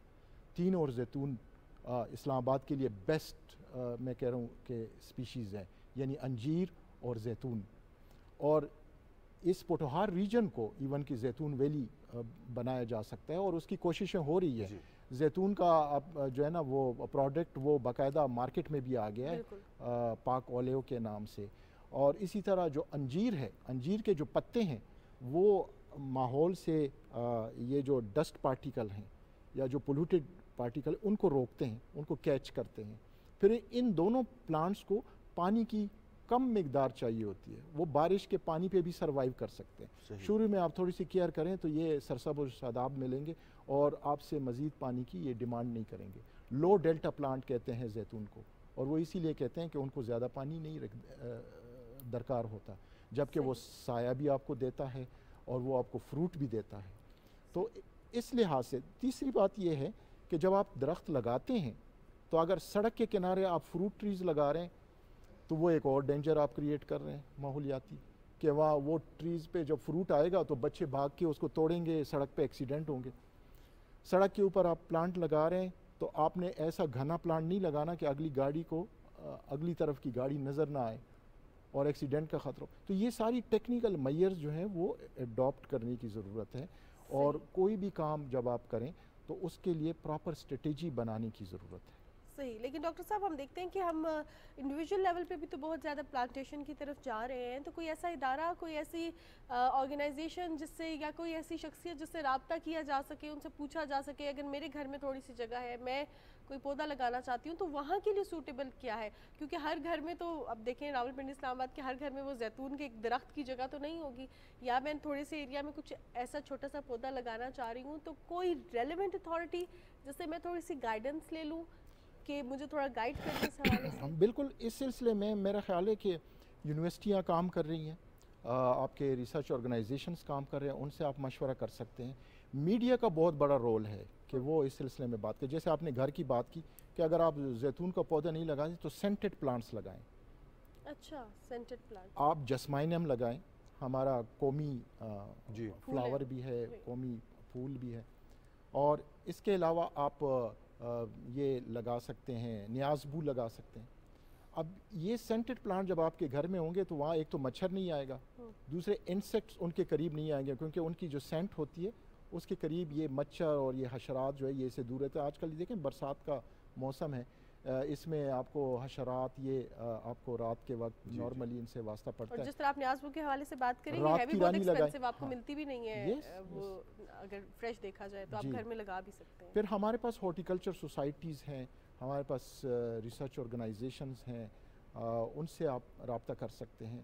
Normally media time to time اس طرح کے پروگرامز اگر ریگولرلی کریں تو اس میں ان موضوعات پہ بات کی جا سکتی ہے. جیسے ابھی میں نے تھوڑی سی آپ کو ایک جھلک دکھائی, اس پہ پورا پروگرام ہو سکتا ہے کہ کون سے پلانٹ کہاں پہ لگانے چاہیے, اربن ایریا کے لیے کون سے پلانٹس موزوں ہیں, رورل ایریاز کے لیے کون سے موزوں ہیں, اور وہ اس کے فوائد کیا ہیں, اور کلائمیٹ چینج میں ان کا کیا رول ہو سکتا ہے. بالکل صحیح. اچھا, مانور نے بات کی تھی, ہم نے کچھ دن پہلے بھی اس چیز کو ڈسکس کیا کہ ہمیں واٹر ٹینکرز منگوانے پڑتے ہیں. اب آپ نے رویوں کی بات کی ہے تو مجھے یاد آ گیا کہ شیئرنگ از کیئرنگ. ایکچوئل میں اگر کسی گھر میں پانی نہیں ہے, کسی گھر میں گیس نہیں ہے, بجلی نہیں ہے, تو آپ ہمسائے سے بھی وہ چیز حاصل کر سکتے تھے, آپ کو دستیاب ہوتی تھی. جی بالکل. اب چیزیں یا تو افورڈیبلٹی میں آ گئی ہیں, یا پھر مہنگی اتنی ہو گئی ہیں کہ آپ کسی سے مانگ نہیں سکتے, کسی کو کہہ بھی نہیں سکتے مروتاً بھی, اور آفر بھی نہیں کیا جاتا. یہ بھی ہمارے رویوں میں تبدیلی ہے کہ ہم سوسائٹی میں بھی ایک دوسرے سے دور ہو گئے ہیں. ایک گھر سے دوسرے گھر کو جو مدد مل جایا کرتی تھی یا ہم دستیاب ہوتی تھی مدد, اب وہ دستیاب نہیں ہے. اس کا ریوائول بھی ضروری ہے. بالکل, اس کا ریوائول انتہائی ضروری ہے, اور میرا خیال ہے کہ جتنا زیادہ ہم اس پہ کام کریں اور ایک ایسا ماحول کریٹ کریں, اس میں مسجدیں ہمارا بہت بڑا رول پلے کر سکتی ہیں. ہمارے گلی محلے میں تقریباً ہم مسلمان کنٹری ہیں, الحمدللہ یہ ہمارے لیے بہت بڑی سہولت حاصل ہے کہ ہماری ہر گلی میں ایک مسجد ضرور ہوتی ہے, اور وہاں پہ بڑے بوڑھے اور دانش مند لوگ محلے کے وہاں اکٹھے ہوتے ہیں, 5 وقت کی نماز پڑھتے ہیں, اور نماز میں پھر ہر ہفتے مولوی صاحب ایک خطبہ دیتے ہیں. جی. تو اس خطبے میں اگر ماحول پہ بات کی جائے, باہمی اخوت اور بھائی چارے کی بات کی جائے, تو میرے خیال میں یہ رویے ہم چینج کر سکتے ہیں. یہ ہمارے لیے کوئی مشکل کام نہیں ہے. بالکل بالکل, اور یہ بہت زیادہ ضروری بھی ہے. جب تک ہم رویے چینج نہیں کریں گے ہم کلائمیٹ چینج سے نمٹ نہیں سکیں گے. اور ہم دیکھیں کہ ڈاکٹر صاحب یہ صرف پاکستان کا نہیں, پوری دنیا کا مسئلہ ہے, اور اس حوالے سے ابھی سے کام کیا جا رہا ہے تاکہ جو ابھی بچے ہیں وہ پڑھ رہے ہیں اور 20 سال بعد جو ان کو چیلنجز ہوں گے ان کو وہ فوکس کر سکیں. اب ایٹ دا اینڈ میں آپ سے ریکویسٹ کروں گی, کیونکہ آپ پڑھاتے بھی ہیں, آپ اس کی پالیسی میکنگ کو بھی آپ کی اس پہ نظر ہے, تو آپ سے یہ جاننا چاہوں گی ابھی اگر امیجیٹ اگر آپ پاکستان کی عوام کے جو عادات ہیں اور جو چیلنجز ہیں, مسائل ہیں, ان کو مد نظر رکھیں, تو ٹپس پہ 2 یا 3 چیزیں جو آپ کو لگے کہ ابھی ہم نے اوائڈ کرنی ہے, کم کرنی ہے, کنٹرول کرنی ہے, تاکہ ہم کلائمیٹ چینج سے جو ہے نمٹ سکیں, اس کو کیٹر کر سکیں. کم از کم اوبیسلی ہم اس کو کاؤنٹر تو نہیں کر سکتے, لیکن اس کے ساتھ ایک پیسفل کو ایگزسٹنس کر سکیں. سب سے پہلے بات کہ پانی کو آپ اس کی حفاظت کریں, اس کا سسٹینیبل یوز کریں, انرجی کا سسٹینیبل یوز کریں, اس کی حفاظت کریں, اور اس کے علاوہ اپنا جو انفراسٹرکچر اور لائف سٹائل ہے اور جو رویہ ہے آپ کا وہ ماحول دوست ہونا چاہیے. ایک فکرے میں اس کو سمرائز کروں گا کہ think green, go green and adapt green. and bleed green, क्योंकि हम पाकिस्तानी हैं, पाकिस्तान हमारा, इसका ख्याल भी हमें रखना है, क्योंकि ये वतन हमारे आबा अजदाद ने बहुत सारी कुर्बानियों के बाद हासिल किया था। अब दुनिया में, बदलती हुई दुनिया में जो चैलेंजेस हैं, उसमें अपने वतन में उन चैलेंजेस को कम करने, क्योंकि नो डाउट पूरी दुनिया में माहौलियाती तब्दीली का सामना है और उसके असरात पाकिस्तान पर भी मुरतब हो रहे हैं, लेकिन हम जहाँ तक कर सकते हैं, ख़ास तौर पर जो डॉक्टर साहब ने बात की अपने रवैयों के हवाले से, तो वो तब्दीली जिसमें बहुत कम एफर्ट लगता है, एटलीस्ट हमें नल बंद करने के लिए भी उतना एफर्ट नहीं चाहिए जितना हमें अपने रवैया तब्दील करने के लिए एफर्ट चाहिए, कि आपने सिर्फ चीज़ों को बर्दाश्त करना है, किसी का ख्याल करना है और जो रिसोर्सेज अवेलेबल हैं उनका ख्याल रखना है। बिल्कुल जनाब, और दीन इस्लाम भी इस चीज़ का दर्स देता है कि बहती हुई नहर के किनारे भी हो तो तब भी पानी ज़ाया नहीं करना, यानी वसाइल की इतनी ज़्यादा फरावानी भी हो फिर भी हमने रिसोर्सेज जो हैं, वसाइल जो हैं, उनको वेस्ट नहीं करना, उनको ज़ाया नहीं करना, क्योंकि ये वसाइल हमें लगता है हम तो बिल दे रहे हैं, लेकिन ये हमारे मुल्क के रिसोर्सेज हैं, हमारी ज़मीन के रिसोर्सेज हैं, जिनको हम जितना ज़ाया करेंगे उतना ही हम इस हवाले से जवाबदेह भी होंगे। प्रोग्राम का सिलसिला हम आगे बढ़ाएंगे, लेकिन वक्त हुआ है न्यूज़ ब्रेक का।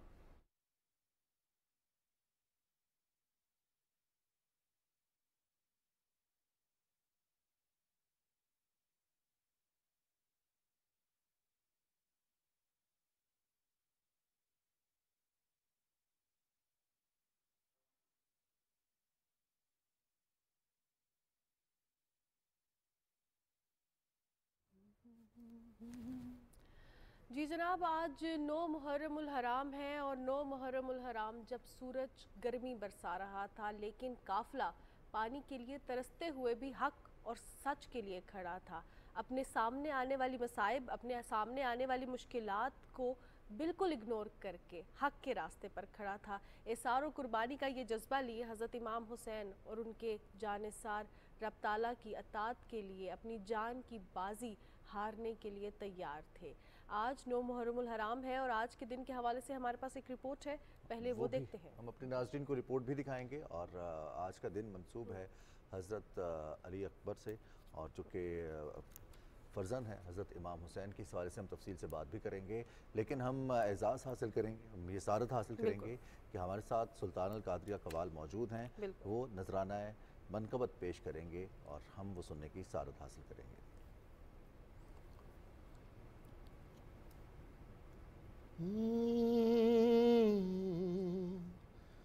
मेरे हुसैन तुझे सलाम, मेरे हुसैन तुझे सलाम, मेरे हुसैन तुझे सलाम, मेरे हुसैन तुझे सलाम। अस्सलाम या हुसैन, अस्सलाम या हुसैन, अस्सलाम या हुसैन, अस्सलाम या हुसैन। कर लिया नोश जिसने शहादत का जाम, कर लिया नोश जिसने शहादत का जाम। उस हुसैन इब्न हैदर पे लाखों सलाम, मेरे हुसैन तुझे सलाम, मेरे हुसैन तुझे सलाम।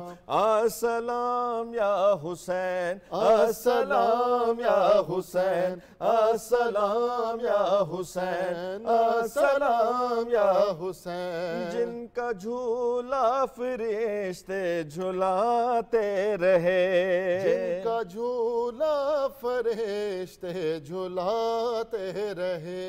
लोरियां दे के नूर सुलाते रहे, लोरियां दे के नूर सुलाते रहे।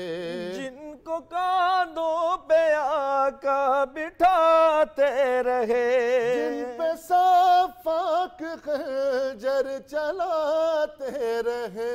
उस हुसैन इब्न हैदर पे लाखों सलाम, मेरे हुसैन तुझे सलाम, मेरे हुसैन तुझे सलाम, मेरे हुसैन तुझे تجھے سلام میرے حسین تجھے سلام السلام یا حسین السلام یا حسین السلام یا حسین السلام یا حسین جس کو دھوکے سے کوفے بلایا گیا جس کو دھوکے سے کوفے بلایا گیا جن کو بیٹھے بٹھائے ستایا گیا جن کو بیٹھے بٹھائے ستایا گیا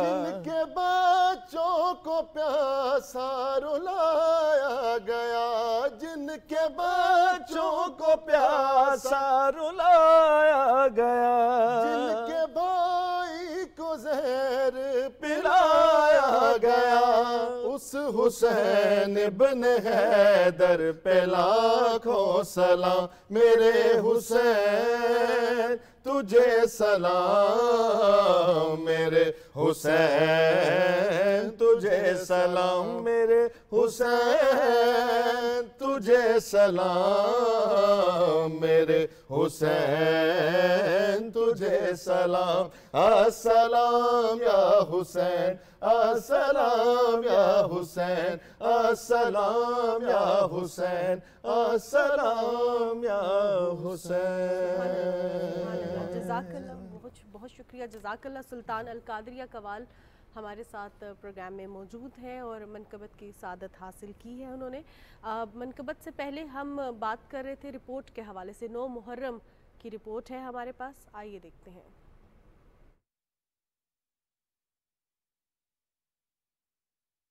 عزاداری سید الشہداء اپنی انتہا کو پہنچ گئی ہے رات بھر مجالس اور جلوس کے بعد صبح سے پھر کربلا والوں کا ذکر تازہ ہو گیا شہر شہر نگر نگر نواسۂ رسول کی یاد میں ماتم داری کا سلسلہ جاری ہے 9 محرم امام حسین کے کڑیل جوان بیٹے حضرت علی اکبر سے منسوب ہے شبیہ رسول حضرت علی اکبر 18 برس کی عمر میں یزیدی لشکر سے لڑتے لڑتے جام شہادت نوش کرتے ہیں انہی کی یاد میں آج جگہ جگہ جلوس نکالے جا رہے ہیں ہے زمین کربل پر درد کا عجب منظر جا رہا ہے مقتل کو اب شبیہ پیغمبر اور وداع کرنے کو لا کے موت کے در پر اپنے دل کے ٹکڑے سے کہہ رہی ہے یہ مادر جاؤ اب خدا حافظ اے میرے علی اکبر اس سے پہلے رات گئے تک حسینی فوج کے سپہ سالار حضرت عباس علمدار کی شجاعت اور صبر کا ذکر کیا گیا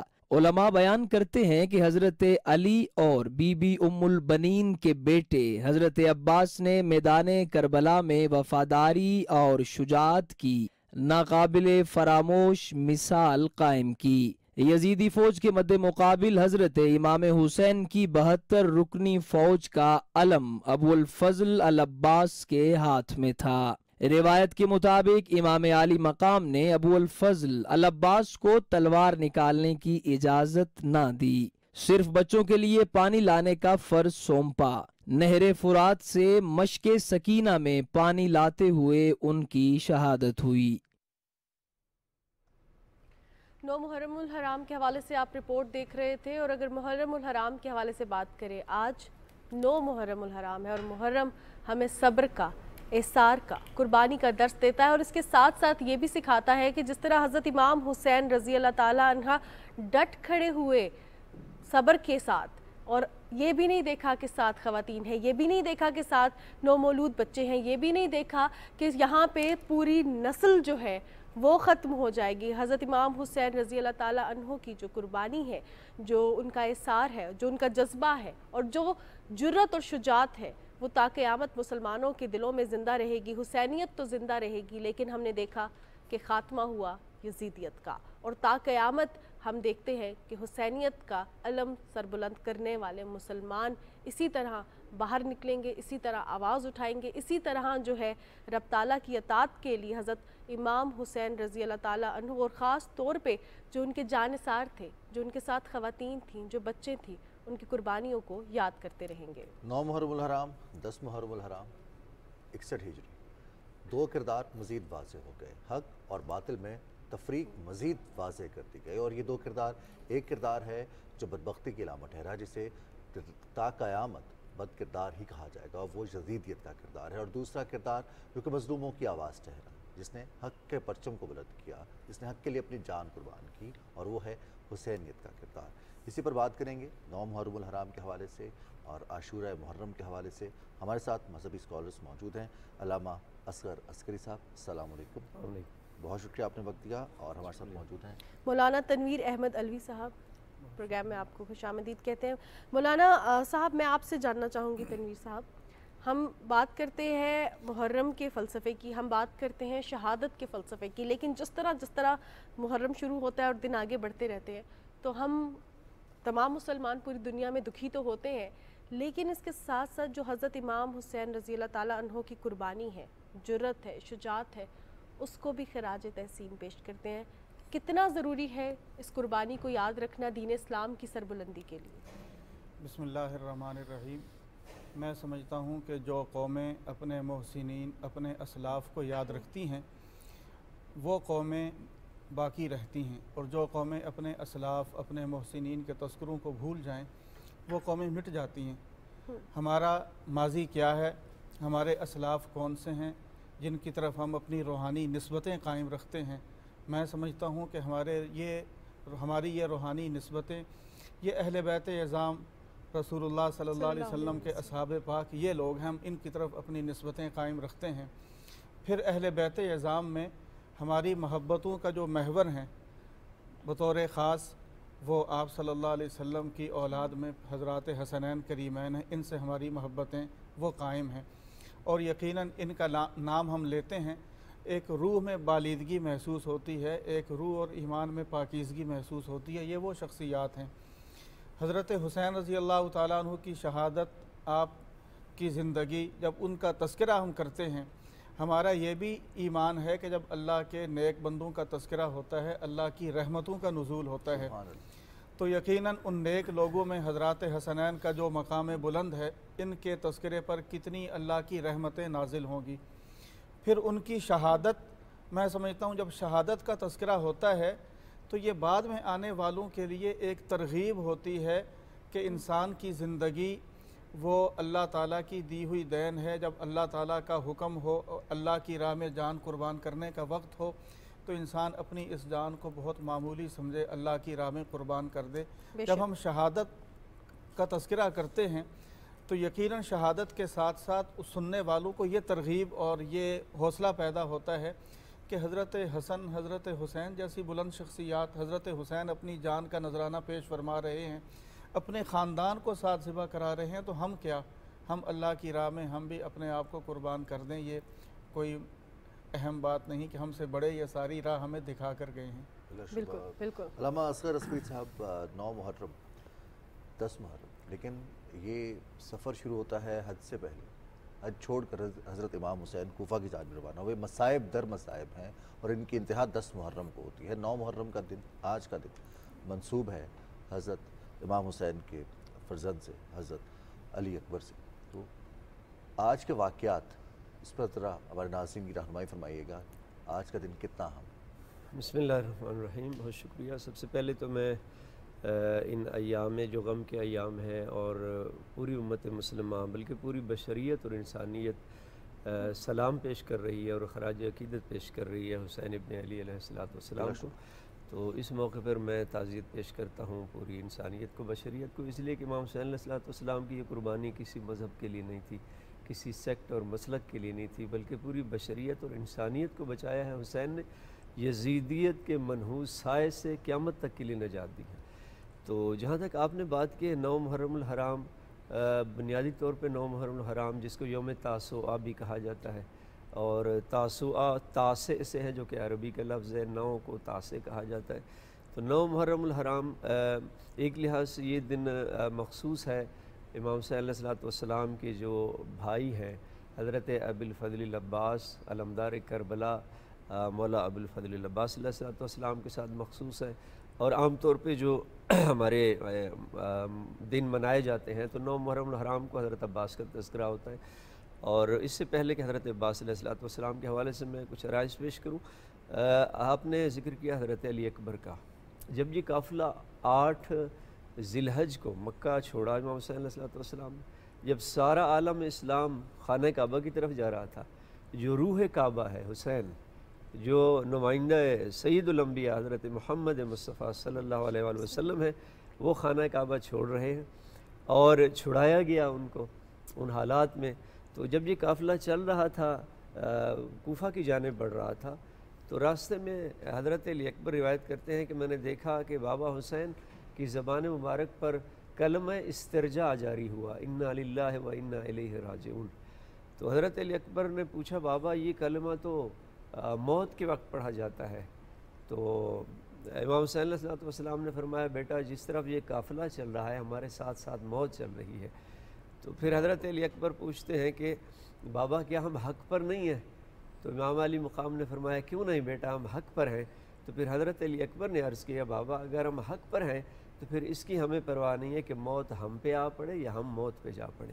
یعنی یہ وہ جذبہ جہاد اور شہادت تھا جوانان بنی ہاشم کے، ایک ایک جوان کا جذبہ تھا کہ اسلام کی بقا کی خاطر، دین کی بقا کی خاطر اور کلمہ حق کی سربلندی کے لیے سچ کے ساتھ حق کے ساتھ کھڑے تھے۔ وہ 72 یا 72 سے زیادہ جتنے اصحاب ہیں وہ سارے جب مدینے سے یہ قافلہ چلا تھا تو اس وقت بھی امام حسین علیہ الصلوۃ والسلام نے فرمایا تھا، ایک جملہ فرمایا تھا امام علی مقام نے کہ من کان باذلا فینا مہجتہ، کہ ہمارے ساتھ وہ چلے جو خون جگر کا آخری قطرہ دے سکتا ہے۔ یہ عاشقوں کا کاروان ہے، یہ خدا کے لیے جان دینے جا رہے ہیں، یہ اللہ کے دین کو بچانے کے لیے یہ قافلہ نکلا ہے، یہ حسینیوں کا کاروان ہے۔ تو حقیقت میں وہ اس شہادت کے متمنی تھے وہ سارے جوان، اور جس طرح سے پھر ان اصحاب نے اور جوانان بنی ہاشم نے امام صلی اللہ علیہ وسلم پر اپنی جان فدا کی ہے، تاریخ انسانیت میں ایسی کوئی مثال نظر نہیں آتی۔ آج ضرورت ہے اس جذبہ جہاد کربلا کو اپنانے کی ضرورت ہے، امت مسلمہ اس کو اپنائے، ان اصحاب کی پاکیزہ سیرت پر امام حسین علیہ السلام کی سیرت طیبہ کو اجاگر کیا جائے، تاکہ آج جن امت مسلمہ کو جن چیلنجز کا سامنا ہے اس کا حل جو ہے وہ انشاءاللہ کربلا میں ہم نظر آتا ہے۔ بلا شبہ مولانا صاحب آپ نے صحیح فرمایا کہ یہ جو وفا تھی، جو عشق تھا، اور ہم دیکھتے ہیں کہ یہ فرض سے زیادہ اور آج تک اس کی کہیں جو ہے وہ مثال نہیں ملتی، اس طرح اپنے پورے خاندان کی قربانی دینا دین حق کے لیے۔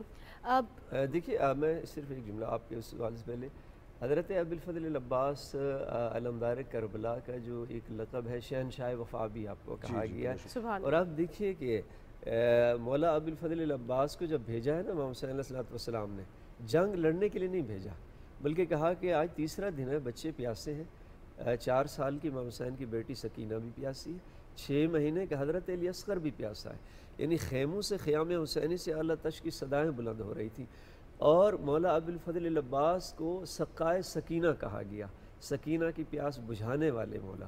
تو امام حسین علیہ السلام نے جب حضرت عباس نے اجازت مانگی ہے نا عاشور کے دن کہ مولا آپ مجھے بھی جنگ کی اجازت دے دیجئے، بہت سارے آوان و انصار شہید ہو گئے، تو امام نے فرمایا کہ آپ جاتے ہو تو چلے جاؤ لیکن پہلے پانی کا اہتمام کر دو۔ حضرت سکینہ نے مشکیزہ دیا، گھوڑے پہ سوار ہوئے، 4000 سپاہیوں کے لشکر کا پہرا تھا فرات پر، اور اکیلے عباس نے 4000 کے لشکر کے پہرے کو توڑا، گھوڑے کو دریا میں اتارا، اور بتایا ہے ان شامیوں کو بتایا ہے کہ فرات پہ قبضہ تمہارا نہیں ہمارا ہے۔ پانی کو لیا ہاتھ میں، چلو ہاتھ میں لیا، لیکن سوچا میرا مولا آقا حسین بھی پیاسا ہے اور ان کے بچے بھی پیاسے ہیں، دوبارہ دریا میں چلو کو پھینک دیا، مشق سکینہ کو پر کیا، واپس خیام کی طرف بڑھ رہے تھے تو پھر وہ چاروں طرف سے لشکر حملہ ور ہوا، دایاں شانہ قلم ہو گیا، پروانی کی میرے مولا نے، بایاں شانہ قلم ہو گیا، پھر مشق سکینہ کو سینے سے لگایا، کوشش تھی کہ یہ پانی حسین کے بچوں تک پہنچ جائے۔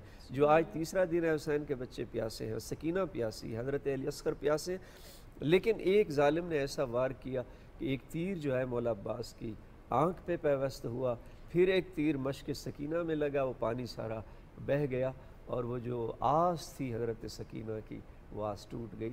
تو شہنشاہ وفا ہے مولا، جنہوں نے وفا کی ایسی تاریخ رقم کی ہے کہ انسانیت ایسی مثال پیش نہیں کر سکتی. بالکل. تو مولا عباس وفا کی علامت ہے, وفا کی نشانی ہے, استعارہ ہے وفا. وہ تبھی کہا بھی جاتا ہے کربل دے وچ ویک وفاواں جی. اور ہم دیکھتے ہیں کہ یہ رب تعالیٰ سے وفا ہی ہے, رب تعالیٰ کا پیار ہی ہے, رب تعالیٰ کی محبت ہی ہے کہ دین حق کی سربلندی کے لیے اس حد تک قربانی دینا. مولانا صاحب میں اب آپ سے جاننا چاہوں گی کہ ہم فلسفہ کربلا کے حوالے سے جب بات کرتے ہیں تو یہاں پہ ایک چیز تو واضح ہو گئی ہے کہ یہ رب تعالیٰ سے وفا ہے, رب سے پیار ہے. ایک تو ہم خدا کے ڈر کا ذکر ہمیشہ کرتے ہیں, لیکن ہم نے دیکھا کہ حضرت امام حسین رضی اللہ تعالیٰ عنہ, ان کے جانثاروں اور ان کے سارے خاندان نے اللہ سے جو پیار ہے, جو وفا ہے, اس کی ایسی مثالیں قائم کر دی ہیں جو کہیں نہیں ملتی. اس حوالے سے آپ کیا کہیں گے؟ بہت اچھا سوال ہے یہ. ہمیں اس سفر کربلا سے جو سبق ملتے ہیں ان میں ایک سبق اللہ تعالیٰ سے محبت ہے, محبت الہیہ. وہ دیکھیں کہ محبت کے کس مقام پر وہ حضرات فائز تھے کہ حضرت حسین رضی اللہ تعالیٰ عنہ آپ کی شہادت ہو رہی ہے تو وہ نماز میں اور سجدے کی حالت میں آپ پر یہ کیفیت آتی ہے. اور انسان سجدے میں, حدیث مبارک میں آتا ہے کہ اللہ کے انتہائی قریب بندہ ہوتا ہے سجدے کی حالت میں, کہ یسجد بین قدمی الرحمن. جب بندہ سجدہ کر رہا ہوتا ہے وہ اپنے آپ کو ایسے سمجھے کہ میں اللہ کے 2 قدموں کے درمیان سجدہ کر رہا ہوں. یہ قرب کا مقام سجدے کی حالت میں ہوتا ہے. اور حضرت حسین رضی اللہ تعالیٰ عنہ جو شہادت کا مرتبہ پا رہے ہیں وہ سجدے کی حالت میں. یہ ہے وفا اپنے رب کی ذات سے, کہ رب سے تعلق اس انداز سے نبھایا کہ تیر چل رہے ہیں, جنگ کی کیفیت ہے, خوف کے لمحات ہیں, ان میں بھی نماز کو ترک نہ کیا. اور پھر نماز میں سجدے کی حالت جو انتہائی قرب کا مقام ہے, پوری نماز میں سب سے زیادہ اہم مقام وہ سجدے کی حالت ہوتی ہے. اس میں حضرت حسین رضی اللہ تعالیٰ عنہ وہ زخموں سے چور ہو رہے ہیں اور شہادت کا رتبہ ان کو مل رہا ہے. میں سمجھتا ہوں کہ اگر ہم محرم الحرام کا تذکرہ کرتے ہیں, محرم الحرام کے واقعات, یہ چیزیں بیان کرتے ہیں جس کو کہتے ہیں منانا, اس کے ساتھ ساتھ اگر تھوڑا سا ہم اپنانے کی طرف آئیں کہ یہ جو مقدس شخصیات ہیں وہ اپنی زندگی سے ہمارے لیے کیا سبق چھوڑ کے جا رہی ہیں, ہم ان کی تعلیمات کو اپنائیں.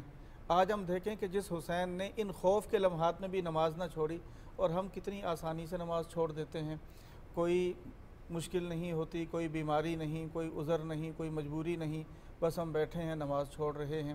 تو ہمیں یقیناً ان مقدس شخصیات کی زندگی کے یہ پہلو جو ہمارے لیے سبق کا باعث ہو رہے ہوتے ہیں, یقیناً وہ جو مظالم ہیں ان کو بھی بیان کیا جائے, ان کے ساتھ ان کی پاکیزہ زندگی کو اپنانے کی بھی کوشش کی جائے. ہر سال محرم الحرام آتا ہے, ہم اپنا یہ جائزہ لیں کہ اہل بیت اطہار جن کی پاکیزہ زندگی, جن سے ہم اپنی محبتوں کا اظہار کرتے ہیں, اور میں سمجھتا ہوں کہ جن کے بارے میں دل میں ذرا سی میل ہو ایمان مکمل نہیں ہو سکتا. جن شخصیات, جن ہستیوں سے ہم محبت کا اظہار کرتے ہیں, ان کی پاکیزہ زندگی کو اپنانے کے لیے ہم کس طرف ہم اپنانے کے لیے ہم کتنا آگے بڑھ رہے ہیں. ہر سال ہم محرم الحرام میں جائزہ لیں, گزشتہ سال میری زندگی کیا تھی, اس سال تک اس میں کتنا تبدیلی آئی ہے, میں ان پاکیزہ شخصیات کی زندگی کے کتنا قریب ہو رہا ہوں. تو میں سمجھتا ہوں کہ ہمارے لیے اس میں بہت سے سبق ہیں محرم الحرام کے, ان میں ایک اہم سبق یہ بھی ہے. بڑی زبردست بات کی آپ نے کہ جن سے اللہ راضی ہوا, جن سے نبی کریم صلی اللہ علیہ وآلہ وسلم کی زبان مبارک سے جن کے لیے بشارتیں نکلیں, ان کے حوالے سے کسی قسم کی دل میں میل ہو, کسی قسم کے کوئی شک ہو تو ہمارا ایمان مکمل نہیں ہوتا. علامہ اصغر عسکری صاحب, 9 محرم کو واقعہ ہوتا ہے جس میں حضرت امام حسین رضی اللہ تعالیٰ عنہ پیغام بھجواتے ہیں, ایک دن تاخیر کا, رب تعالیٰ کی عبادت, اس کے ساتھ ساتھ جو دعا ہے, جو اپنے رب کو راضی کرنا ہے. پھر لیکن اس کے ساتھ ساتھ اس میں ایک پہلو یہ بھی ہے کہ وہ یزید کو بھی مہلت دے رہے ہیں کہ شاید وہ باز آ جائے, شاید اس کے قافلے میں جو لوگ ہیں, جو اس کی فوج میں لوگ شامل ہیں, وہ باز آ جائیں. کتنا بڑا امپیکٹ ہے اس چیز کا کہ ہمیں صبر کے ساتھ راست گوئی, پھر حق پر رہتے ہوئے حق کی سربلندی کے لیے مزید وقت دینا, دوسرے کو مہلت دینا. دیکھیے بہت خوبصورت آپ نے پہلو کی طرف اشارہ کیا ہے, اور جو علوی صاحب بھی فرما رہے تھے کہ حقیقت میں امام حسین علیہ الصلوۃ والسلام کو جو عشق تھا خدا کی عبادت اور بندگی سے, عبودیت سے, کہ جیسے آپ نے کہا کہ 9 محرم الحرام کو امام صلی اللہ علیہ وسلم نے جب دیکھا کہ لشکر یزید آگے بڑھ رہا ہے اور عمر بن سعد جو ہے وہ لشکر کو خیموں کے قریب لا رہا ہے، تو امام صلی اللہ علیہ وسلم نے اپنے بھائی ابو الفضل العباس سے فرمایا کہ جاؤ ان سے پوچھو کہ یہ کیا چاہتے ہیں۔ تو 20 اصحاب امام صلی اللہ علیہ وسلم گھوڑوں پہ سوار ہو کے گئے مولا عباس کی سربراہی میں، ان سے بات کی تو انہوں نے کہا کہ تازہ ہمیں خط جو ہے وہ ملا ہے، ہمیں حکم ملا ہے کہ یا آپ بیعت کریں یا فوراً جو ہے وہ جنگ کے لیے تیار ہو جائیں۔ تو پھر حضرت عباس واپس آئے، انہوں نے یہ پیغام سنایا امام صلی اللہ علیہ وسلم کو، تو امام نے فرمایا کہ ان سے کہیں کہ آج کی شب ایک شب مجھے دے دیجیے، میں اللہ سے راز و نیاز کرنا چاہتا ہوں، میں بندگی خدا میں گزارنا چاہتا ہوں، میں قرآن کی تلاوت کرنا چاہتا ہوں۔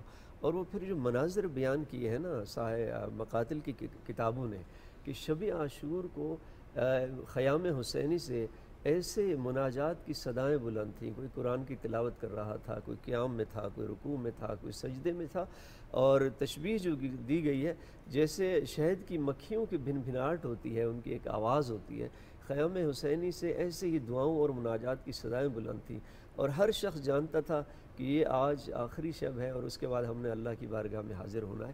تو حقیقت میں یہ امام، اور آپ نے بڑی خوبصورت بات کی ہے، ایک پہلو یہ ہے کہ امام نے عبادت کے لیے، بندگی کے لیے یہ شب مانگی ہے، لیکن اگر اس کی پس منظر میں دیکھا جائے تو امام نے یہ شب دی ہے لشکر یزید کو، اور مہلت دی ہے کہ تم اور سوچ لو، کہ اور سوچ لو، چونکہ امام جو ہوتا ہے، امام علیہ السلام جنگ لڑنے کے لیے تو نہیں آئے تھے، جو جنگ لڑنے کے لیے آتا ہے وہ خواتین اور بچوں کو ساتھ نہیں لے کے آتا۔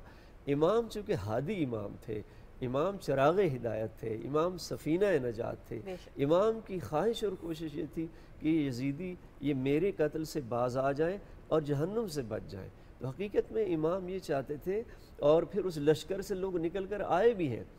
ہر جیسا جو لشکر کا سالار تھا، جرنیل تھا، وہ امام صلی اللہ علیہ وسلم کی جب امام نے فرمایا ہے نا کہ مجھے پہچانتے ہو میں کون ہوں، کیا تمہیں یاد نہیں ہے کہ رسول نے میرے بارے میں کیا فرمایا تھا، الحسن والحسین سیدہ شباب اہل الجنہ، کہ حسن و حسین جوانان جنت کے سردار ہیں۔ میں وہی حسین ہوں جس کو سرکار نے جوانان جنت کا سردار کہا ہے۔ میں اس پیغمبر کی بیٹی حضرت سیدۃ نساء العالمین بی بی خاتون جنت کا بیٹا ہوں، جو آغوش رسالت میں جو حسین پلا ہے، جو آغوش بطول میں پلا ہے، تو میں وہ حسین ہوں۔ تعارف کرایا اپنا، اور کسی نے بڑا خوبصورت کہا کہ چلو سلام کریں ایسے آستانے کو، حسین پال کے دیا جس نے زمانے کو۔ تو حقیقت میں حسین رسول کا نمائندہ بھی ہے، حضرت سیدۃ نساء العالمین کا نمائندہ بھی ہے، اسلام کا نمائندہ بھی ہے۔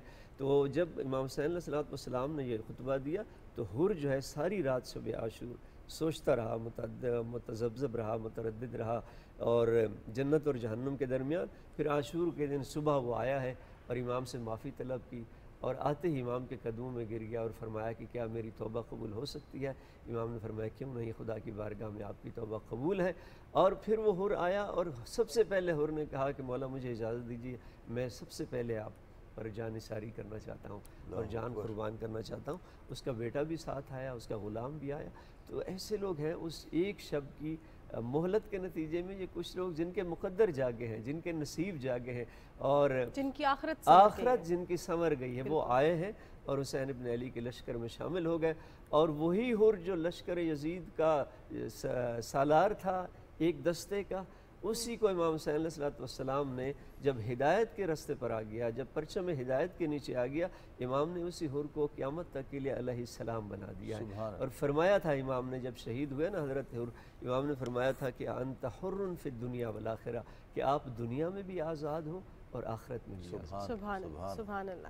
یہاں پہ میں علامہ صاحب آپ سے یہ بھی درخواست کروں گی، جیسے کہ آپ ایک دن مہلت کے حوالے سے بات کر رہے کہ کسی نے اپنی آخرت سنوار لی، کسی کو جو ایک دن کی مہلت دی گئی اس نے نہیں سبق سیکھا تو اس کا نام و نشان ہی مٹ گیا، اور حسینیت تا قیامت زندہ رہے گی۔ یہاں پہ میں آپ سے یہ بھی درخواست کروں گی کہ حضرت امام حسین رضی اللہ تعالیٰ عنہ کی بے باکی، جرت، شجاعت اور حق گوئی، اس پر تھوڑی سی روشنی ڈال لیں۔ دیکھیے ایک بڑا خوبصورت پہلو ہے، اور حقیقت میں تو امام صلی اللہ علیہ وسلم نے جتنی انسانی ویلیوز ہیں، جتنی انسانی اقدار ہیں، وہ سچائی ہو، وفاداری ہو، وہ حق کے ساتھ کھڑا ہونا ہو، شجاعت ہو، ان تمام کی معراج پر امام صلی اللہ علیہ وسلم تھے۔ یعنی شجاعت اتنی زیادہ تھی کہ ڈرتے تھے، لشکر یزید ہزاروں کا لشکر تھا، کم از کم جو روایت جو مستند اور معتبر روایت وہ 30,000 کی ہے. 30,000 کا لشکر اور ایک طرف سے 72 یا 72 سے کچھ زیادہ, لیکن خوف زدہ تھے. ایک امام حسین علیہ السلام سے خوف زدہ تھا وہ لشکر سارا 30,000 کا, اور دوسرا امام حسین علیہ السلام کے جو بھائی تھے حضرت ابو الفضل عباس, ان کی شجاعت سے خوف زدہ تھا. اس کی وجہ یہ ہے چونکہ جب آپ اللہ کے راستے پر چل پڑیں, جب آپ خدا کے ساتھ کھڑے ہو جائیں, اللہ کے راستے پہ کھڑے ہو جائیں, تو پھر وہ خوف ختم ہو جاتا ہے, دل سے خوف ختم ہو جاتا ہے. پھر اللہ ان اولیاء الہی کا رعب ڈال دیتا ہے, دشمنوں کے دلوں پر رعب ڈال دیتا ہے. تو حقیقت میں امام حسین علیہ السلام چونکہ لوگ جانتے تھے امام حسین سرکار کے فرزند ہیں, نواس رسول ہیں, اور علی حیدر کرار کی جنگ کو لوگوں نے دیکھا ہوا تھا, خیبر میں بھی دیکھا تھا, خندق میں بھی دیکھا تھا, احد میں بھی دیکھا تھا کہ اسی فاتح خیبر و بدر و حنین کا بیٹا ہے, علی کے بیٹا ہے. تو لہذا وہ جنگ کے سارے جواہر دیکھے ہوئے تھے, انہوں نے پتہ تھا کہ جرأت کیا ہے, شجاعت کیا ہے. تو میں سمجھتا ہوں کہ امام حسین علیہ السلام نے قیامت تک کے لیے حقیقت میں انسانیت کو وہ جو درس دیا ہے کہ یہ زندگی گزارنے کا ایک ہی مقصد ہے, وہ یہ ہے کہ ہمیشہ حق اور سچ کے ساتھ کھڑے ہو جاؤ, تمہاری دنیا بھی سنور جائے گی اور تمہاری آخرت بھی سنور جائے گی. مولانا صاحب, آج جن مسائل کا سامنا ہے, دھوکہ دہی ہے, پھر آسانیاں تلاش کرتے ہیں, جو خدا کی راہ ہے مشکلات اس میں ہیں, اس میں ڈسپلن ہے. آج ہم اگر ان چیزوں کو اپنائیں تو ہمارے بہت سارے مسائل کا حل نکل آتا ہے. ممبر اور محراب کا جو تعلق ہے سوسائٹی کے ساتھ, وہ مزید واضح کر دیا ہے حضرت امام حسین رضی اللہ تعالیٰ عنہ کی شہادت پہ.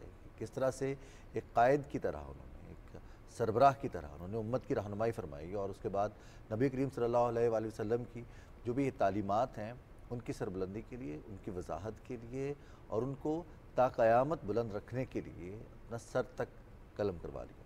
آج ممبر اور محراب کیا ذمہ داری ادا کر سکتے ہیں ہماری اس نسل کو, ہمارے نوجوانوں کی رہنمائی کے لیے؟ میں سمجھتا ہوں کہ حضرت حسین رضی اللہ تعالیٰ عنہ کا یہ جو سفر ہے یہ ہماری بہت ساری الجھنیں دور کرتا ہے. آج ہمارے معاشرے کے بہت سے مسائل, آج ہماری باہمی دوریاں, بلکہ میں سمجھتا ہوں کہ ہماری مسلکی دوریاں, یہ چیزیں بھی دور ہو سکتی ہیں کہ اگر ہم اس سفر کربلا کو پوری تفصیل کے ساتھ اگر ہم اس کو پڑھیں, اس کا مطالعہ کریں, ہماری بہت ساری دوریاں قربتوں میں بدل سکتی ہیں اور باہمی محبتیں وہ پھیل پھول سکتی ہیں. مثلا اس سفر کربلا میں حضرت حسین رضی اللہ تعالیٰ عنہ شہید ہو رہے ہیں, آپ کے بھائی ساتھ شہید ہو رہے ہیں. سفر کربلا میں کون کون لوگ شہید ہوئے میدان کربلا میں؟ ان میں سمجھتا ہوں کہ حضرت حسین رضی اللہ تعالیٰ عنہ کے بھائیوں میں کچھ بھائی وہ بھی ہیں جن کا نام ابو بکر تھا, عمر تھا, یہ بھائی ان کے تھے جو شہید ہو رہے ہیں. آج اگر ہم اس واقعہ کربلا کو اس پورے اس کے ساتھ تفصیل کے ساتھ اگر ہم بیان کریں تو آج ہماری نوجوان نسل میں جو مسلکی دوریاں ہیں, میں سمجھتا ہوں وہ قربتوں محبتوں میں تبدیل ہو سکتی ہیں. کہ حضرت حسین کے بھائیوں کے نام تو یہ بھی تھے, ابو بکر بھی تھا, عمر بھی تھا, عثمان بھی تھا ان کے بھائیوں میں. آگے ان کی اولاد میں کیا کیا نام تھے جو حضرت حسین رضی اللہ تعالیٰ عنہ کی اولاد ہے, حضرت حسن کی اولاد ہے. تو بہت ساری الجھنیں دور ہو سکتی ہیں. یہ تو مسئلے کی دوریاں ہو گئی. ہم جو آج کے مسائل ہیں, جو آج کا نوجوان ہے جو اپنی زندگی میں الجھا ہوا ہے, اس کو ڈپریشن بھی ہے, انزائٹی بھی ہے, اس نے اپنی زندگی کو ایک ترتیب دینی ہے, زندگی میں اسے کامیابی حاصل کرنی ہے, اس کے لیے کربلا میں ہمیں کیا درس ملتا ہے, ہم کیسے اپنا سکتے ہیں؟ انسان جب بے صبری کا مظاہرہ کرتا ہے تو وہ اس طرح کے مسائل بیماریوں کا وہ شکار ہوتا ہے. اگر وہ صبر سے کام لے, کہ حضرت حسین رضی اللہ تعالیٰ عنہ صبر کے کوہ گراں تھے, انسان صبر سے کام لیتا ہے تو بہت ساری بیماریوں سے وہ دور ہو جاتا ہے. انسان توکل اللہ کی ذات پر رکھے, جیسے اس خاندان کو توکل کی وہ کیفیت حاصل تھی. انسان توکل سے کام لے کہ اللہ کی ذات پر بھروسہ کہ جو ہونا ہے من جانب اللہ ہونا ہے, تو انسان اس طرح کی بیماریوں سے جو آپ کہہ رہے ہیں آج کا معاشرہ جن چیزوں سے دوچار ہے, انسان اپنے آپ کو محفوظ کر سکتا ہے. کہ صبر, توکل, انسان اس کو اختیار کرے, توکل کی حقیقت سمجھے, صبر کی حقیقت سمجھے, اور پھر اس پر اللہ کی جانب سے جو انعامات دیے جاتے ہیں صبر پر, انما یوفی الصابرون اجرہم بغیر حساب. تو انسان اس طرح کی بیماریوں میں, آج مسئلہ یہ ہے کہ ہم نے صبر اور توکل کو سمجھا نہیں, اور ذرا سی کوئی مصیبت پیش آ گئی, انسان بس وہ ہاتھ اٹھا لیتا ہے کہ جی یہ میرے ساتھ ہی ایسا ہو گیا، میرے ساتھ ایسا کیوں ہوا، میرا بیٹا ہی کیوں مرنا تھا، مجھ پر یہ مصیبت کیوں آنی تھی۔ انسان ڈپریشن کا شکار اور پھر وہ بہت ساری بیماریوں کا شکار، دل کی تکلیف شروع ہو جاتی ہے۔ تو اگر حضرت حسین رضی اللہ تعالیٰ عنہ اور ان کے خانوادہ کی یہ جو صفات تھیں جن کو صفات جلیلہ کہا جاتا ہے، صفات فاضلہ، بطور خاص صبر، توکل اور انسان عزم کا کوہ گراں بن جائے، تو میں سمجھتا ہوں کہ بہت ساری ان بیماریوں الجھنوں سے بھی اپنے آپ کو بچا سکتا ہے۔ بالکل بالکل۔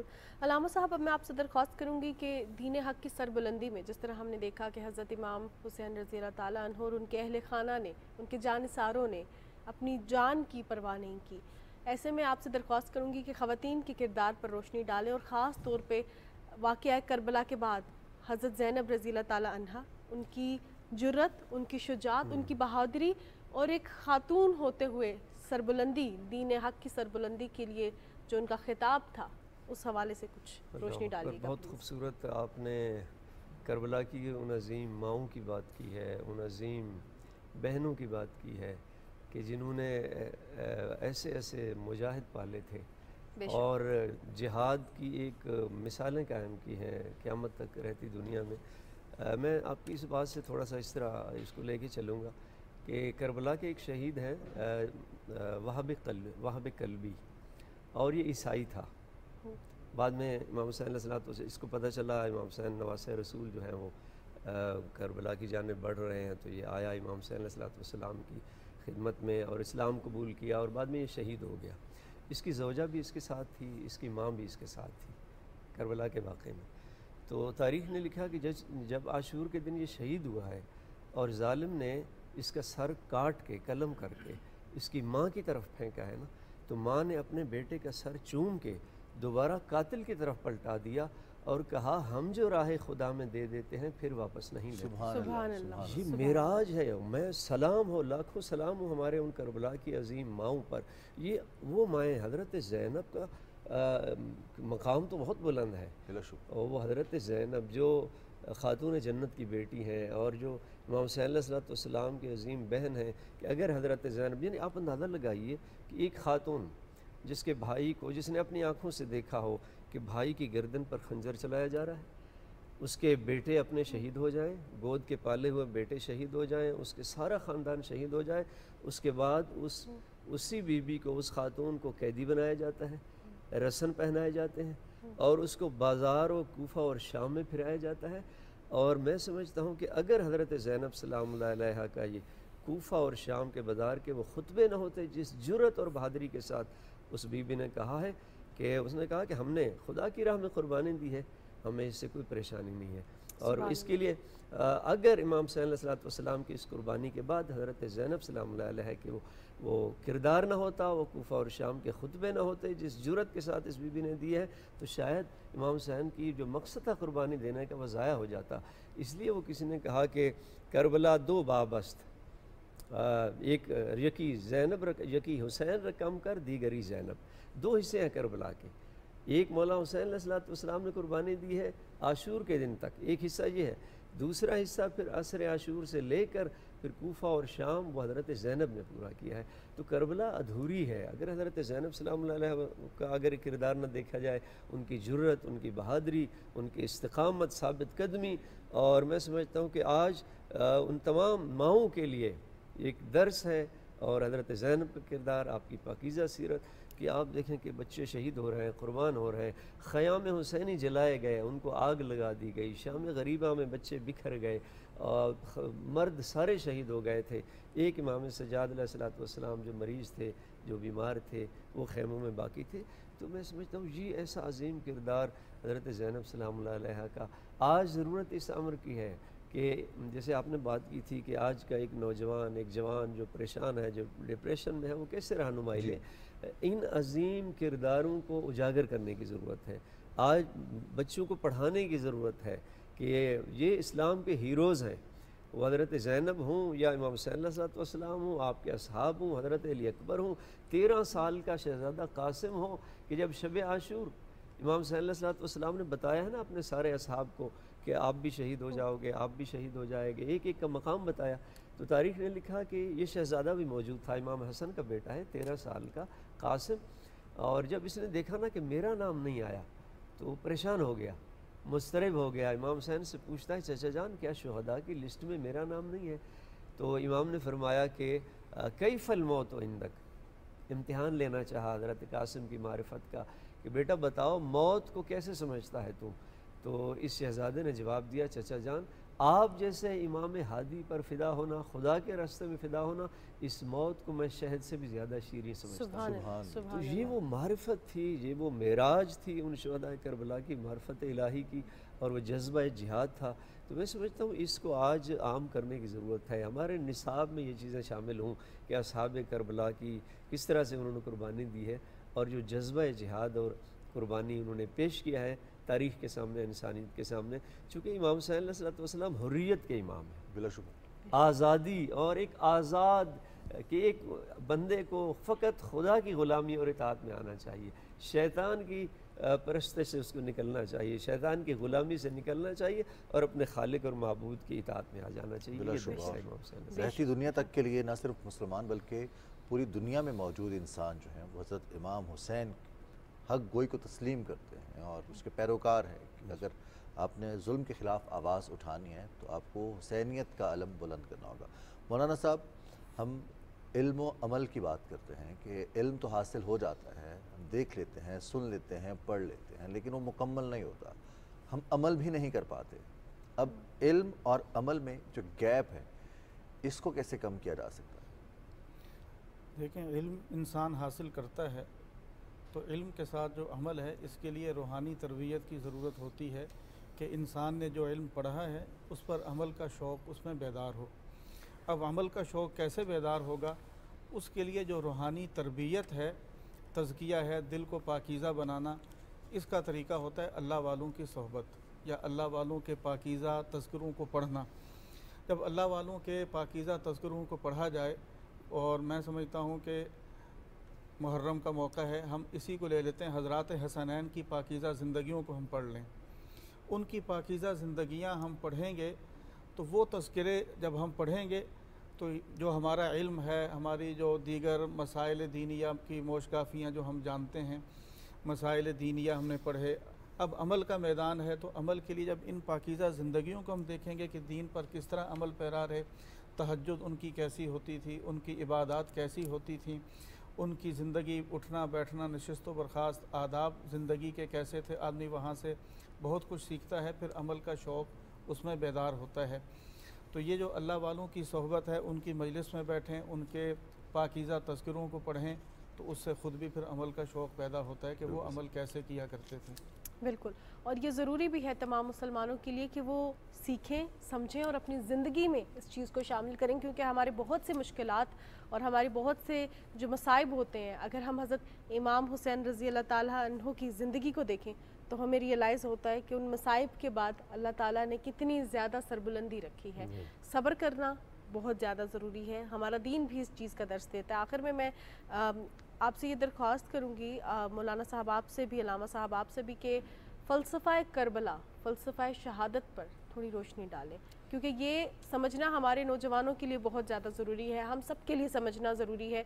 ہم ایک واقعے کے طور پہ اس کو نہیں لیتے، اس کے پیچھے جتنی جدوجہد، جتنا پیار، جتنی وفا، جتنی بڑی قربانی، جتنا بڑا اثار ہے، اس کو سمجھنا کتنا زیادہ ضروری ہے۔ آپ دونوں سے درخواست ہے۔ دیکھیے بہت اہم ہے، اور میرے خیال میں ظاہر ہے تاریخی واقعات اپنی جگہ پر، اور لیکن بنیادی بات وہ ہے کہ اتنی بڑی قربانی جو دی ہے امام حسین علیہ السلام نے اور آپ کے اصحاب نے، وہ مقصد کیا تھا، اس کے وہ کیا چیز تھی، اس کو امام حسین علیہ السلام کے جو خطبے ہیں، جب مدینے سے آپ چلے تھے تو آپ نے خطبے دیے، پھر مکہ میں بھی دیے، پھر مکہ سے جب کربلا کی جانب، کوفہ کی جانب بڑھ رہے تھے تو ہر منزل پہ امام حسین علیہ السلام تو پوری کتابیں موجود ہیں خطبات کی۔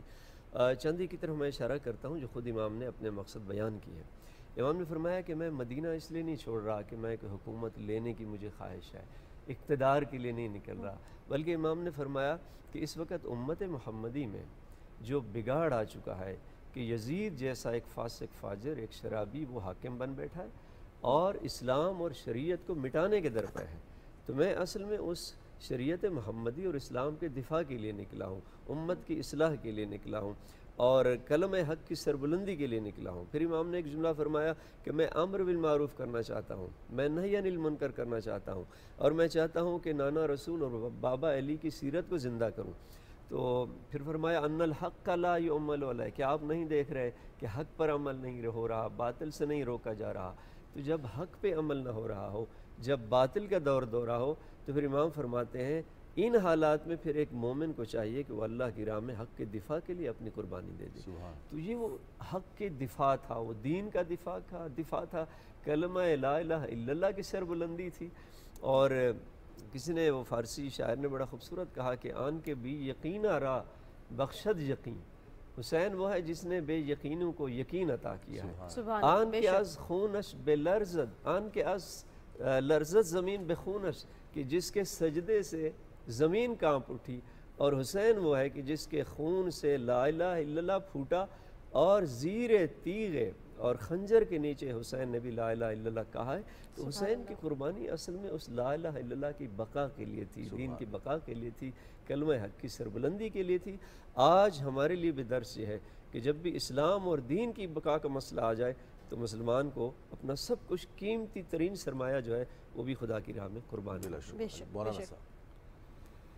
حضرت حسین رضی اللہ تعالیٰ عنہ، آپ کی شہادت کا فلسفہ کیا ہے؟ حضرت حسین کس مقصد کے لیے نکلے تھے اور ان کے پیش نظر کیا منزل تھی؟ حضرت حسین رضی اللہ تعالیٰ عنہ نے دیکھا کہ خلفائے راشدین کے دور میں جو اسلام جس طرح پھیل پھول رہا تھا، جو اسلام کا نظام اقتدار تھا، اب اس میں تبدیلیاں آ رہی ہیں۔ خلفائے راشدین کے بعد اب اس دور میں آ کر اس میں تبدیلیاں آ رہی ہیں۔ یہ جو نظام مملکت میں تبدیلیاں آ رہی ہیں، اس کے اثرات مسلمانوں کی زندگیوں پر بھی پڑیں گے۔ حضرت حسین رضی اللہ تعالیٰ عنہ اس میں اصلاح کے لیے نکلے تھے، جنگ ان کا مقصد نہیں تھا۔ عسکری صاحب نے بھی اس کو وضاحت سے فرمایا کہ جنگ اس کا حضرت حسین رضی اللہ تعالیٰ عنہ کے پیش نظر کوئی جنگ نہیں تھی، جنگ کے لیے 72 افراد نہیں ہوتے۔ آپ نکلے تھے کہ میں جا کر یزید سے بات چیت کروں اور اس نظام کے اندر اصلاح لاؤں۔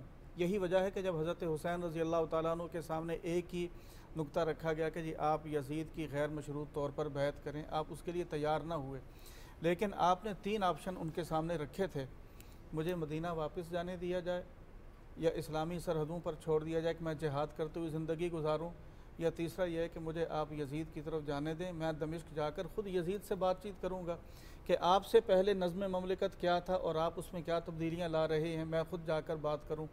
لیکن انہوں نے کہا کہ نہیں، ابن زیاد نے یہاں یہ سرد مہری دکھائی کہ نہیں، بس آپ یزید کی یہاں ہمارے ہاتھ پر غیر مشروط بیعت کریں، ورنہ ہم آپ کو کسی صورت میں بھی یہاں سے چھوڑ نہیں سکتے۔ حضرت حسین رضی اللہ تعالیٰ عنہ کی غیرت و حمیت یہ برداشت نہ کر سکتی تھی کہ میں غیر مشروط طور پر یزید کے لیے بیعت کروں۔ آپ نے اس کے لیے اپنی جان قربان کر دی۔ شہادت جو ہے یہ کوئی ایسی چیز نہیں ہے کہ جس پر ہم افسوس کا مظاہرہ کریں، افسوس کا اظہار کریں۔ شہادت ہے مطلوب و مقصود مومن، کہ شہادت تو ایک ایسا اعلیٰ مرتبہ ہے۔ آپ صلی اللہ علیہ وسلم دعا فرماتے تھے، تمنا کیا کرتے تھے کہ میری ایک مرتبہ شہادت ہو، اللہ مجھے پھر زندہ کریں، پھر میں شہید ہو جاؤں، پھر میں اللہ کی راہ میں زندہ ہوں، پھر میں شہید کیا جاؤں۔ اور شہادت یہ وہ اعلیٰ مرتبہ ہے جس کی دعائیں مانگی جاتی ہیں۔ اللہ تعالیٰ نے حضرت حسین رضی اللہ تعالیٰ عنہ کو شہادت کا مرتبہ دیا، اور پھر دن بھی 10 محرم کا دیا۔ 10 محرم کا دن یہ اسلامی تاریخ ہی نہیں بلکہ سابقہ اقوام میں بھی اس کی اہمیت مسلم چلی آ رہی تھی کہ 10 محرم کو بعض روایات سے معلوم ہوتا ہے آدم علیہ السلام کی توبہ قبول ہوئی۔ یہی 10 محرم کا دن تھا حضرت نوح علیہ السلام کی کشتی، اس کو خشکی پر وہ جا کے ٹھہری اور اس طوفان سے پوری تاریخ موجود ہے اس کی 10 محرم کی۔ ابراہیم علیہ السلام کو آتش نمرود ان پر وہ آتش گلزار ہوئی۔ حضرت موسیٰ علیہ السلام کو فرعون کے لشکر سے نجات ملی، بنی اسرائیل کو، موسیٰ علیہ السلام کو۔ یہ 10 محرم الحرام کا دن تھا۔ تو اللہ تعالیٰ نے حضرت حسین کی شہادت کے لیے بھی یہ دن منتخب فرمایا، یہ شہادت میں اور زیادہ۔ جی، اور ہم دیکھتے ہیں کہ جو کربلا ہے یہ فلسفہ ہے حیات و آخرت ہے، اس میں فلسفہ شہادت، فلسفہ جینے کا اور جینے کے بعد کی تمام تر جو ہمارے حالات و واقعات ہیں اس کی تمام تر جو رہنمائی ہے اس میں موجود جو ہمارے لیے سبق ہے وہ بڑا واضح ہو گیا۔ بہت شکریہ ہمارے دونوں مہمانوں کا، علامہ اصغر عسکری صاحب اور مولانا تنویر صاحب، آپ کا بھی، آپ کی تشریف آوری کا۔ آخر میں یہی کہیں گے کہ حسین تم نہیں رہے تمہارا گھر نہیں رہا، حسین تم نہیں رہے تمہارا گھر نہیں رہا، مگر تمہارے بعد ظالموں کا ڈر نہیں رہا۔ اللہ تعالیٰ ہم تمام مسلمانوں کو حضرت امام حسین رضی اللہ تعالیٰ عنہ کی زندگی اور ان کی شہادت سے سبق لینے کی توفیق عطا فرمائے۔ اپنے پروگرام میں آپ سب کو اللہ حافظ کہنا چاہوں گی، اپنی میزبان ماہنور قریشی اور رضوان علی احمد کو اجازت دیجیے، اپنا بہت سا خیال رکھیے گا۔ اللہ حافظ۔ تارے ہیں حسین، انسان کو بیدار تو ہو لینے دو، ہر قوم